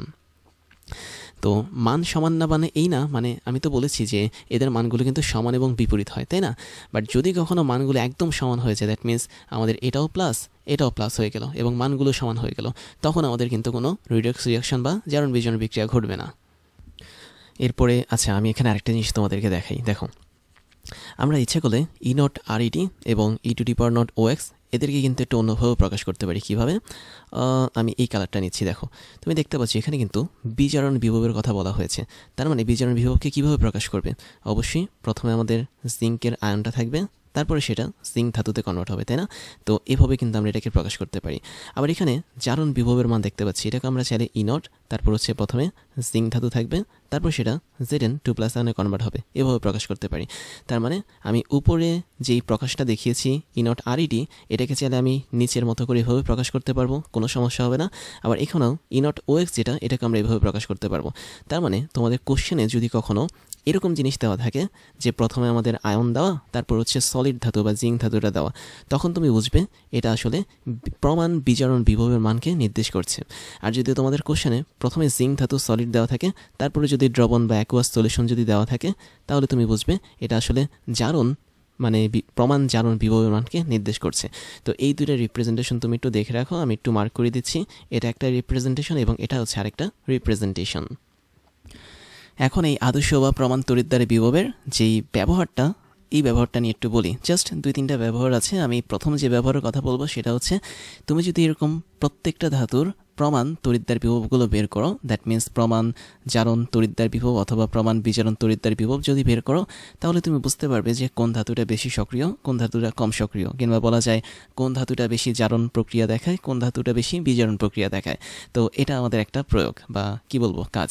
তারপর আমি যদি আরেকটা কাজের কথা বলি, প্রত্যেকটা তড়িৎ রাসায়নিক কোষেরই কিন্তু একটা তড়িৎ রাসায়নিক কোষের মানে কি বলবো, কোষ বিভব থাকে, যেটাকে বলা হচ্ছে ই সেল, অথবা কোনো কোনো জায়গায় তুমি এটাকে ইনট সেল হিসেবেও দেখতে পারো।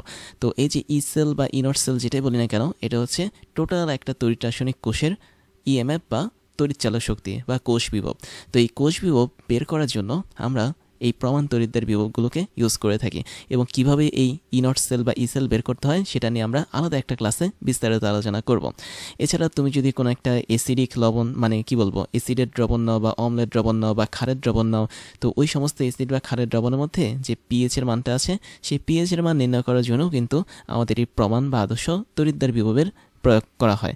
এবং একই সাথে তুমি যেই ধাতুর ক্ষয় আছে, সেই ক্ষয়কে যদি তুমি রোধ করতে চাও, সেক্ষেত্রেও আমাদের অবশ্যই প্রত্যেকটা ধাতুর প্রমাণ তড়িৎদ্বার বিভবের মান জানতে হবে। এবং ফাইনালি তুমি কোনো একটা ধাতুর পাত্রে অন্য কোনো ধাতুর লবণকে রাখতে পারবে কি পারবে না, দ্যাট মিন্স তোমার ওই পাত্রটা ক্ষয় হয়ে যাবে কি হবে না, সেটাও নির্ণয় করা যায় প্রমাণ বা আদর্শ তড়িৎদ্বার বিভবের মাধ্যমে। তাহলে বিষয়টা কীরকম যে আমি তোমাদেরকে একটু দেখাই। বিষয়টা আসলে এরকম, আমি একটু আগের স্লাইডগুলোতে চলে যাই। যেমন তোমরা এখানে কিন্তু ধাতুর সক্রিয়তার সিরিজ দেখতে পাচ্ছ, তাই না? আমি আরেকটু আগের স্লাইডে চলে যাই। খেয়াল করে দেখো, এখানে কিন্তু আমরা অনেকগুলো ধাতুর প্রমাণ বিজারণ তড়িৎদ্বার বিভব বা ইনট দেখেছিলাম। তো আমরা তো জানি যে উপরের দিকে যে সমস্ত ধাতু থাকে, যেমন আমি দুইটা ধাতু ধরলাম, একটা হচ্ছে আয়রন ধরলাম আর একটা হচ্ছে লেড ধরলাম বা পিবি ধরলাম। তো এই দুইটা ধাতুর মধ্যে আয়রন কি আছে, উপরের দিকে আছে, এবং লেড কিসের দিকে আছে, নিচের দিকে আছে। তার মানে আমরা তো জানি যে আমরা বেশি সক্রিয় ধাতুগুলোকে সাধারণত পাত্র হিসেবে বানাতে পারি না, তখন ওই পাত্রটা কি হয়, ক্ষয় হয়ে যায়। আমরা যেটা করি সেটা হচ্ছে, আমরা আয়রনের পাত্রে কখনোই লেডের কোনো লবণকে রাখতে পারবো না। কেননা আয়রন করবে কি, ওই লেডের লবণ থেকে যেই ঋণাত্মক আয়নগুলো আছে সেগুলোকে নিয়ে আয়রন ক্ষয় হয়ে যাবে। বাট আমরা এটা করতে পারবো যে লেডের তৈরি একটা পাত্রের মধ্যে অবশ্যই আয়রনের কোনো একটা লবণকে বা দ্রবণকে রাখতে পারবো, কেননা লেড যেহেতু কম সক্রিয় ধাতু, তার মানে সে ক্ষয় হবে না। তাহলে দেখতে পাচ্ছ আয়রনের কিন্তু প্রমাণ বিজারণ তড়িৎদ্বার বিভবের মানটা কি, মোটামুটি কম, তাই না? কিন্তু লেডের ক্ষেত্রে তার মানটা হচ্ছে কি, বেশি। কেন আমি বেশি কম বললাম?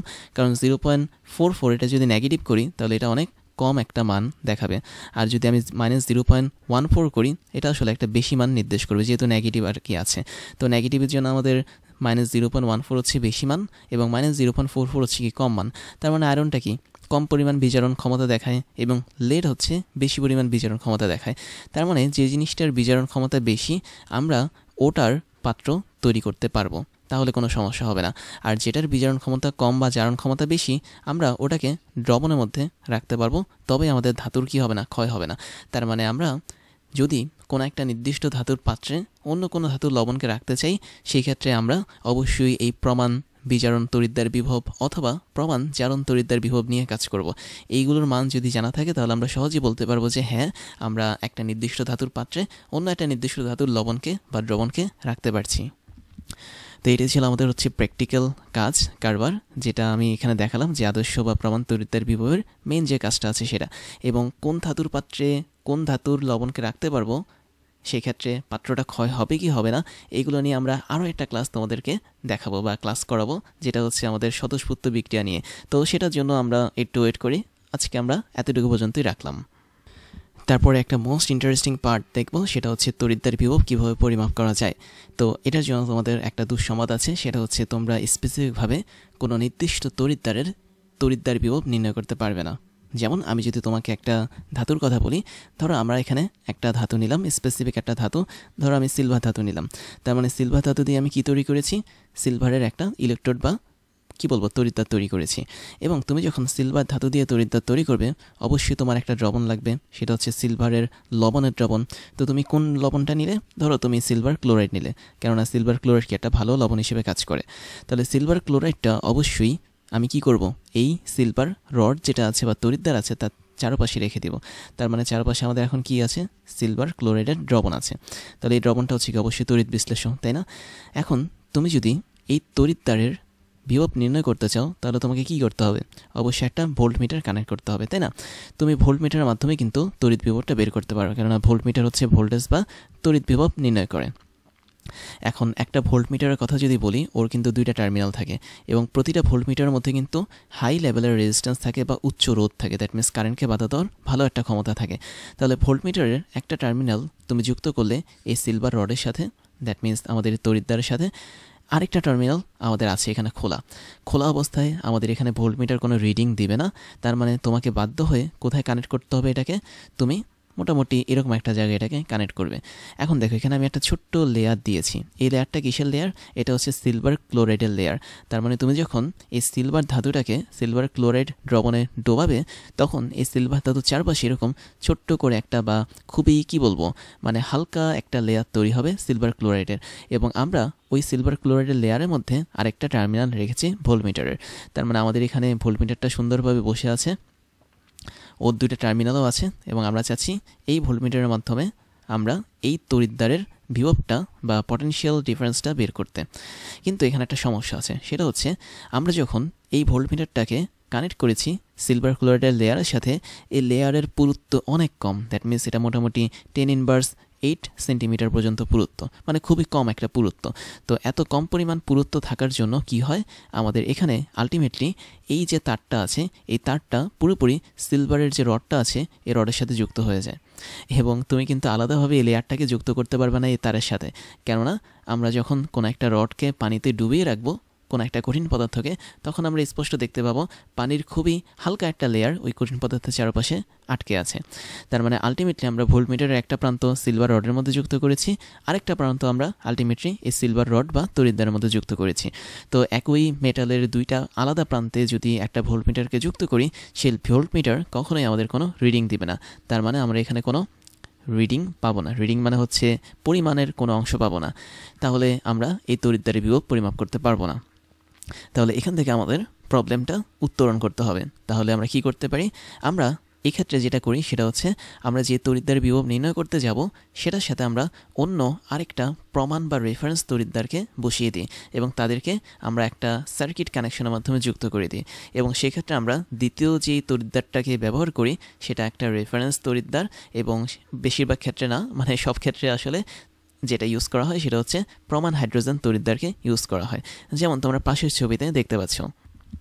তো খেয়াল করে দেখো, আমাদের এখানে আগের মতোই আমরা সিলভার অথবা জিঙ্কের একটা রড নিলাম, নেওয়ার পর আমরা জিঙ্ক নাইট্রেট একটা লবণ নিলাম। তাহলে দুইটাই কি সেম আছে। আমাদের টার্গেট হচ্ছে কি এই জিঙ্কের যে ধাতুটা আছে এবং জিঙ্কের যেই দ্রবণটা আছে, এদের মধ্যে তড়িৎ মানে কি বলবো বিভবটা বের করা, দ্যাট মিনস তড়িৎদ্বার বিভবটা বের করা। সেই জন্য আমরা করেছি কি, আমরা একটা প্রমাণ হাইড্রোজেন তড়িৎদ্বারকে নিয়েছি। খেয়াল করে দেখো, এটা হচ্ছে আমাদের সেই প্রমাণ হাইড্রোজেন তড়িৎদ্বার বা স্ট্যান্ডার্ড হাইড্রোজেন ইলেকট্রোড। এই যে এখানে SHE মানে হচ্ছে কি স্ট্যান্ডার্ড হাইড্রোজেন ইলেকট্রোড বা প্রমাণ হাইড্রোজেন তড়িৎদ্বার। তো তোমরা অলরেডি জানো যে কীভাবে প্রমাণ হাইড্রোজেন তড়িৎদ্বার তৈরি করা হয়। জাস্ট আমরা একটা নিষ্ক্রিয় ধাতুর তার অথবা পাতকে নিই, যেমন এখানে প্লাটিনামের একটা পাতকে বা তারকে নেওয়া হয়েছে, এবং একটা টেস্ট টিউবের ভিতরে আমরা হাইড্রোজেন গ্যাসকে চালনা করেছি, এবং সেক্ষেত্রে এটাই হচ্ছে একটা প্রমাণ হাইড্রোজেন তড়িৎদ্বার। তো এই প্রমাণ হাইড্রোজেন তড়িৎদ্বারটা আসলে আমাদের রেফারেন্স হিসেবে কাজ করবে। এবং আমরা যে তড়িৎদ্বারের তড়িৎদ্বার বিভব বের করব তার সাথে আমরা তারের মাধ্যমে এই প্রমাণ হাইড্রোজেন তড়িৎদ্বারটাকে যুক্ত করে দেব এবং মাঝখানে থাকবে হচ্ছে আমাদের এই ভোল্টমিটারটা। তাহলে দেখো এই ভোল্টমিটারের মধ্যে কিন্তু যে রেজিস্ট্যান্স বা আর আছে তার মানটা অনেক বেশি থাকে, এটা একটু জেনে রাখতে হবে তোমাদের। এবং আমাদের এই টোটাল সার্কিটটা কমপ্লিট করার জন্য আমরা একটা সল্ট ব্রিজ বা লবণ সেতুর কি বলবো সাহায্য নেব। এবং এই লবণ সেতুর মাধ্যমে হবে কি আমাদের কন্টিনিউয়াস ওয়েতে এখানে বিদ্যুৎ প্রবাহ হবে। দ্যাট মিনস আমাদের এখানে প্রথম ক্ষেত্রে তুমি দেখতে পাচ্ছ আমি এখানে সিলভার ইউজ করি অথবা জিঙ্ক ইউজ করি, যেটা ইউজ করি না কেন আমাদের এদিক দিয়ে কিন্তু কোনো বিদ্যুৎ প্রবাহ হবে না বা ইলেকট্রনের প্রবাহ হবে না, কেননা একই ধাতুর দুইটা প্রান্তে আমি এই দুটো তারকে যুক্ত করেছি ভোল্টমিটারের। বাট যখন আমি একটা রেফারেন্স তড়িৎদ্বার বা প্রমাণ হাইড্রোজেন তড়িৎদ্বারকে নিয়ে এসে টোটাল একটা সার্কিট কমপ্লিট করেছি, যেটা হচ্ছে ওয়ান কাইন্ড অফ তড়িৎ রাসায়নিক কোষ বা ইলেকট্রোকেমিক্যাল সেল, তখনই আমি দেখতে পাচ্ছি যে লবণ সেতুর মাধ্যমে এবং এই তারের মাধ্যমে ইলেকট্রনগুলো জিঙ্ক থেকে চলে যাচ্ছে প্রমাণ হাইড্রোজেন তড়িৎদ্বারের দিকে। এবং যেহেতু জিঙ্ক এদিক দিয়ে যাচ্ছে তার মানে কারেন্ট কি তার উল্টো পাশ দিয়ে যাবে, তাহলে ইলেকট্রন যাচ্ছে হচ্ছে আমাদের জিঙ্ক থেকে প্রমাণ হাইড্রোজেন তড়িৎদ্বারের দিকে এবং কারেন্ট প্রবাহিত হচ্ছে প্রমাণ হাইড্রোজেন তড়িৎদ্বার থেকে জিঙ্কের দিকে। মাঝখানে যে ভোল্টমিটারটা আছে এটা তখন আমাদের স্পেসিফিক একটা রিডিং দিবে 0.76 ভোল্ট। তার মানে এই 0.76 ভোল্টটাই হচ্ছে কি আমাদের এখানে তড়িৎদ্বার বিভবকে নির্দেশ করবে। এবং খেয়াল করে দেখো আমাদের এখানে কিন্তু এটা পজিটিভ 0.76 ভোল্ট নির্দেশ করেছে। এবং যদি এটা পজিটিভ 0.76 ভোল্ট নির্দেশ করে তাহলে আমরা এখান থেকে কি বুঝবো আসলে। দেখো এখানে অনেক কিছু আছে বোঝার। সেটা হচ্ছে তুমি তো জিঙ্কের ধর্ম সম্পর্কে জানো তাই না, জিঙ্ক কী কাজ করে, সে হচ্ছে আমাদের জলীয় দ্রবণে Zn2+ ছেড়ে দেয় এবং Zn2+ ছেড়ে দেওয়ার ফলে জিঙ্ক ধাতুটা নেগেটিভ আয়ন যুক্ত হয়ে যায়, তার মানে সে হচ্ছে ইলেকট্রনটাকে আবার হাইড্রোজেন তড়িৎদ্বারের কাছে পাঠিয়ে দেয়। তাহলে আলটিমেটলি আমরা এখানে দেখতে পাচ্ছি জিঙ্ক যেটা করে সেটা প্রথমে সলিড থাকে, তারপরে সে হচ্ছে দুইটা ইলেকট্রন হারায়, সেই ইলেকট্রন হারিয়ে সে হচ্ছে Zn2+ আয়নে কনভার্ট হয়ে যায়। এবং এই টোটাল প্রক্রিয়াটা হচ্ছে কি অবশ্যই জারণ প্রক্রিয়া, তার মানে জিঙ্ক এখানে জারণ প্রক্রিয়ায় দেখাচ্ছে। এবং এই যে জারণ প্রক্রিয়াটা তৈরি হয়েছে এই জারণ প্রক্রিয়ার ফলে আমরা ভোল্টমিটারে একটা নির্দিষ্ট রিডিং দেখতে পাচ্ছি, সেটা হচ্ছে কত 0.76 ভোল্ট। এবং ওর আগে কিন্তু পজিটিভ আছে, কেননা আমরা জানি বিভব কিন্তু পজিটিভ সাইন যুক্ত হতে পারে, নেগেটিভ সাইন যুক্ত হতে পারে। তো যেহেতু এখানে জিঙ্কটা জারণ প্রক্রিয়া ঘটিয়েছে এবং আমরা ভোল্টমিটারে একটা নির্দিষ্ট ভ্যালু পেয়েছি, এই ভ্যালুটাই তাহলে আমাদের জিঙ্কের প্রমাণ জারণ তড়িৎদ্বার বিভব হিসেবে কাজ করবে। দ্যাট মিনস এটাই হবে আমাদের E0OX, কারণ E0OX দ্বারা কী বোঝানো হয়, প্রমাণ জারণ তড়িৎদ্বার বিভবকে বোঝানো হয়। এবং আমি যদি জিঙ্কের জন্য প্রমাণ বিজারণ তড়িৎদ্বার বিভবের কথা লিখি, তার মানে E0RET যদি লিখি কি হবে মান, সিম্পলি সেম মানটাই হবে, দ্যাট মিনস 0.76 ভোল্ট হবে, বাট ওর আগে একটা নেগেটিভ সাইন থাকবে। তাহলে তোমরা স্পষ্ট বুঝতে পারছো এখানে আমি যদি জিঙ্ককে ইউজ না করে কপারকে ইউজ করতাম তাহলে দেখো কি হতো। আমি ধরে নিলাম আমরা এখানে জিঙ্ক ইউজ না করে কপারের অ্যানোডকে ইউজ করছি। কপারের কাজ কি, কপারের কাজ কিন্তু উল্টো। কপার দ্রবণে থাকা Cu2+ থেকে দুইটা ইলেকট্রন গ্রহণ করে এবং গ্রহণ করে সে হচ্ছে কপার ধাতুতে পরিণত হয়। তার মানে এক্ষেত্রে ইলেকট্রনের যে ডিরেকশন সেটা হচ্ছে উল্টে যেত। কপারের জন্য ইলেকট্রনটা তখন আসতো কোন দিক থেকে, অবশ্যই সে আসতো হচ্ছে আমাদের হাইড্রোজেন তড়িৎদ্বার থেকে আসতো। দ্যাট মিনস প্রমাণ হাইড্রোজেন তড়িৎদ্বার থেকে ইলেকট্রনটা আসতো এবং কারেন্টটা চলে যেত তখন প্রমাণ হাইড্রোজেন তড়িৎদ্বারের দিকে। এটা হচ্ছে কপারের কাহিনী, কপারের কাহিনীটা হচ্ছে উল্টো। সেক্ষেত্রে আমরা যদি কপারের রিডিংটা দেখতাম তাহলে দেখো কি হতো। আমরা কপারের জন্য যদি রিডিংটা দেখতাম সেই রিডিংটা অনেকটা এরকম আসতো। আমরা যদি এটাকে কপারের জন্য লিখি তাহলে তার মান হবে -0.34 ভোল্ট, -0.34 ভোল্ট। দ্যাট মিনস আমাদের এখানে ভোল্টমিটার যে আছে এই ভোল্টমিটারটা তখন কপারের জন্য স্পেসিফিকভাবে রিডিং দেখাতে হচ্ছে -0.34 ভোল্ট। তখন তুমি কি বুঝতে, তখন তুমি বুঝতে এটা যে তুমি দেখতে পাচ্ছ কপার কিন্তু এখানে বিজারণ ঘটনা ঘটায়, তাই না? কপারের কাজই হচ্ছে এটা বিজারণ ঘটায়। যেহেতু সে বিজারণ ঘটিয়েছে এবং আমরা এখানে জারণ বিভবের মান পাচ্ছি, তার মানে আমরা বলতে পারি যে ভোল্টমিটার সবসময় জারণ বিভবের মানটাকে নির্দেশ করে, বিজারণ বিভবের মানটা কিন্তু নির্দেশ করে না। যদি আমরা ভোল্টমিটারটাকে ওভাবে সেট আপ করি তাহলে অবশ্যই সে বিজারণ বিভবের মান নির্দেশ করবে, বাট আলটিমেটলি সে কিন্তু জারণ বিভবের মান নির্দেশ করবে। সেক্ষেত্রে আমরা বলতে পারি যে কপারের বিজারণ বিভবের মান যেটা আছে দ্যাট মিনস E0RET সেটার মান হবে জারণ বিভবের মানের সমান এবং চিহ্নটা জাস্ট বিপরীত, দ্যাট মিনস নেগেটিভের জায়গায় সেটা পজিটিভ বসবে। তো এই হচ্ছে আমাদের মেইন কাহিনী। আমরা এভাবে আসলে একটা প্রমাণ হাইড্রোজেন তড়িৎদ্বারকে ব্যবহার করে অন্য একটা স্পেসিফিক তড়িৎদ্বারের সাথে টোটাল একটা বর্তনী বা সার্কিট তৈরি করে ওই স্পেসিফিক তড়িৎদ্বারের বিভবটাকে বের করতে পারি। তাহলে তুমি কখনোই একটা নির্দিষ্ট মেটাল নিয়ে তার তড়িৎদ্বার বিভব বের করতে পারবে না, তোমাকে অবশ্যই একজনের হেল্প নিতে হবে, সেটা হচ্ছে প্রমাণ হাইড্রোজেন তড়িৎদ্বার, যেটাকে আমরা রেফারেন্স তড়িৎদ্বার হিসেবে চিনে থাকি। তো এখন কোশ্চেন আসতে পারে, আমরা এখানে জিঙ্ক ইউজ করলে দেখতে পাচ্ছি জিঙ্ক জারণ ঘটাচ্ছে, আবার কপার ইউজ করলে দেখতে পাচ্ছি কপার বিজারণ ঘটাচ্ছে। তাহলে প্রমাণ হাইড্রোজেন তড়িৎদ্বার আসলে কী ঘটায়? মজার কথা হচ্ছে প্রমাণ হাইড্রোজেন তড়িৎদ্বার দুটোই ঘটায়। সে হচ্ছে জারণ ক্রিয়াও ঘটাতে পারে এবং সে একই সাথে বিজারণ ক্রিয়াও ঘটাতে পারে। যখন সে দেখে জিঙ্ক তার সাথে যুক্ত হয়েছে তখন সে বিজারণ ক্রিয়া ঘটাবে, আর যখন সে দেখে কপারের মতো ধাতুগুলো তার সাথে যুক্ত হয়েছে তখন সে জারণ ক্রিয়া ঘটাবে। তার মানে আমি বলতে পারি এই প্রমাণ হাইড্রোজেন তড়িৎদ্বারের জন্য আমাদের ইনটের মান বা কি বলবো এটাকে, প্রমাণ জারণ তড়িৎদ্বার বিভবের মান অথবা প্রমাণ জারণ মানে বিজারণ তড়িৎদ্বার বিভবের মান দুটোই হচ্ছে 0 ভোল্ট ধরা হয়। তাহলে ইনট আমি একটু ঠিকমতো লিখি, ইনট অফ OX এবং ইনট অফ RET, এটা যদি আমি প্রমাণ হাইড্রোজেন তড়িৎদ্বারের জন্য বলি তাহলে সেক্ষেত্রে এটাকে 0 ভোল্ট ধরা হয় এবং 0 ভোল্টের সাপেক্ষে আমরা এই হিসাবটা করে থাকি। তাহলে এটা কার জন্য? এটা হচ্ছে স্ট্যান্ডার্ড হাইড্রোজেন ইলেকট্রোড বা প্রমাণ হাইড্রোজেন তড়িৎদ্বারের জন্য। তবে তোমাদের মন খারাপ করার কিছুই নেই, কারণ আমরা প্রমাণ হাইড্রোজেন তড়িৎদ্বার নিয়ে অন্য একটা ক্লাসে একদম বিস্তারিত আলোচনা করব।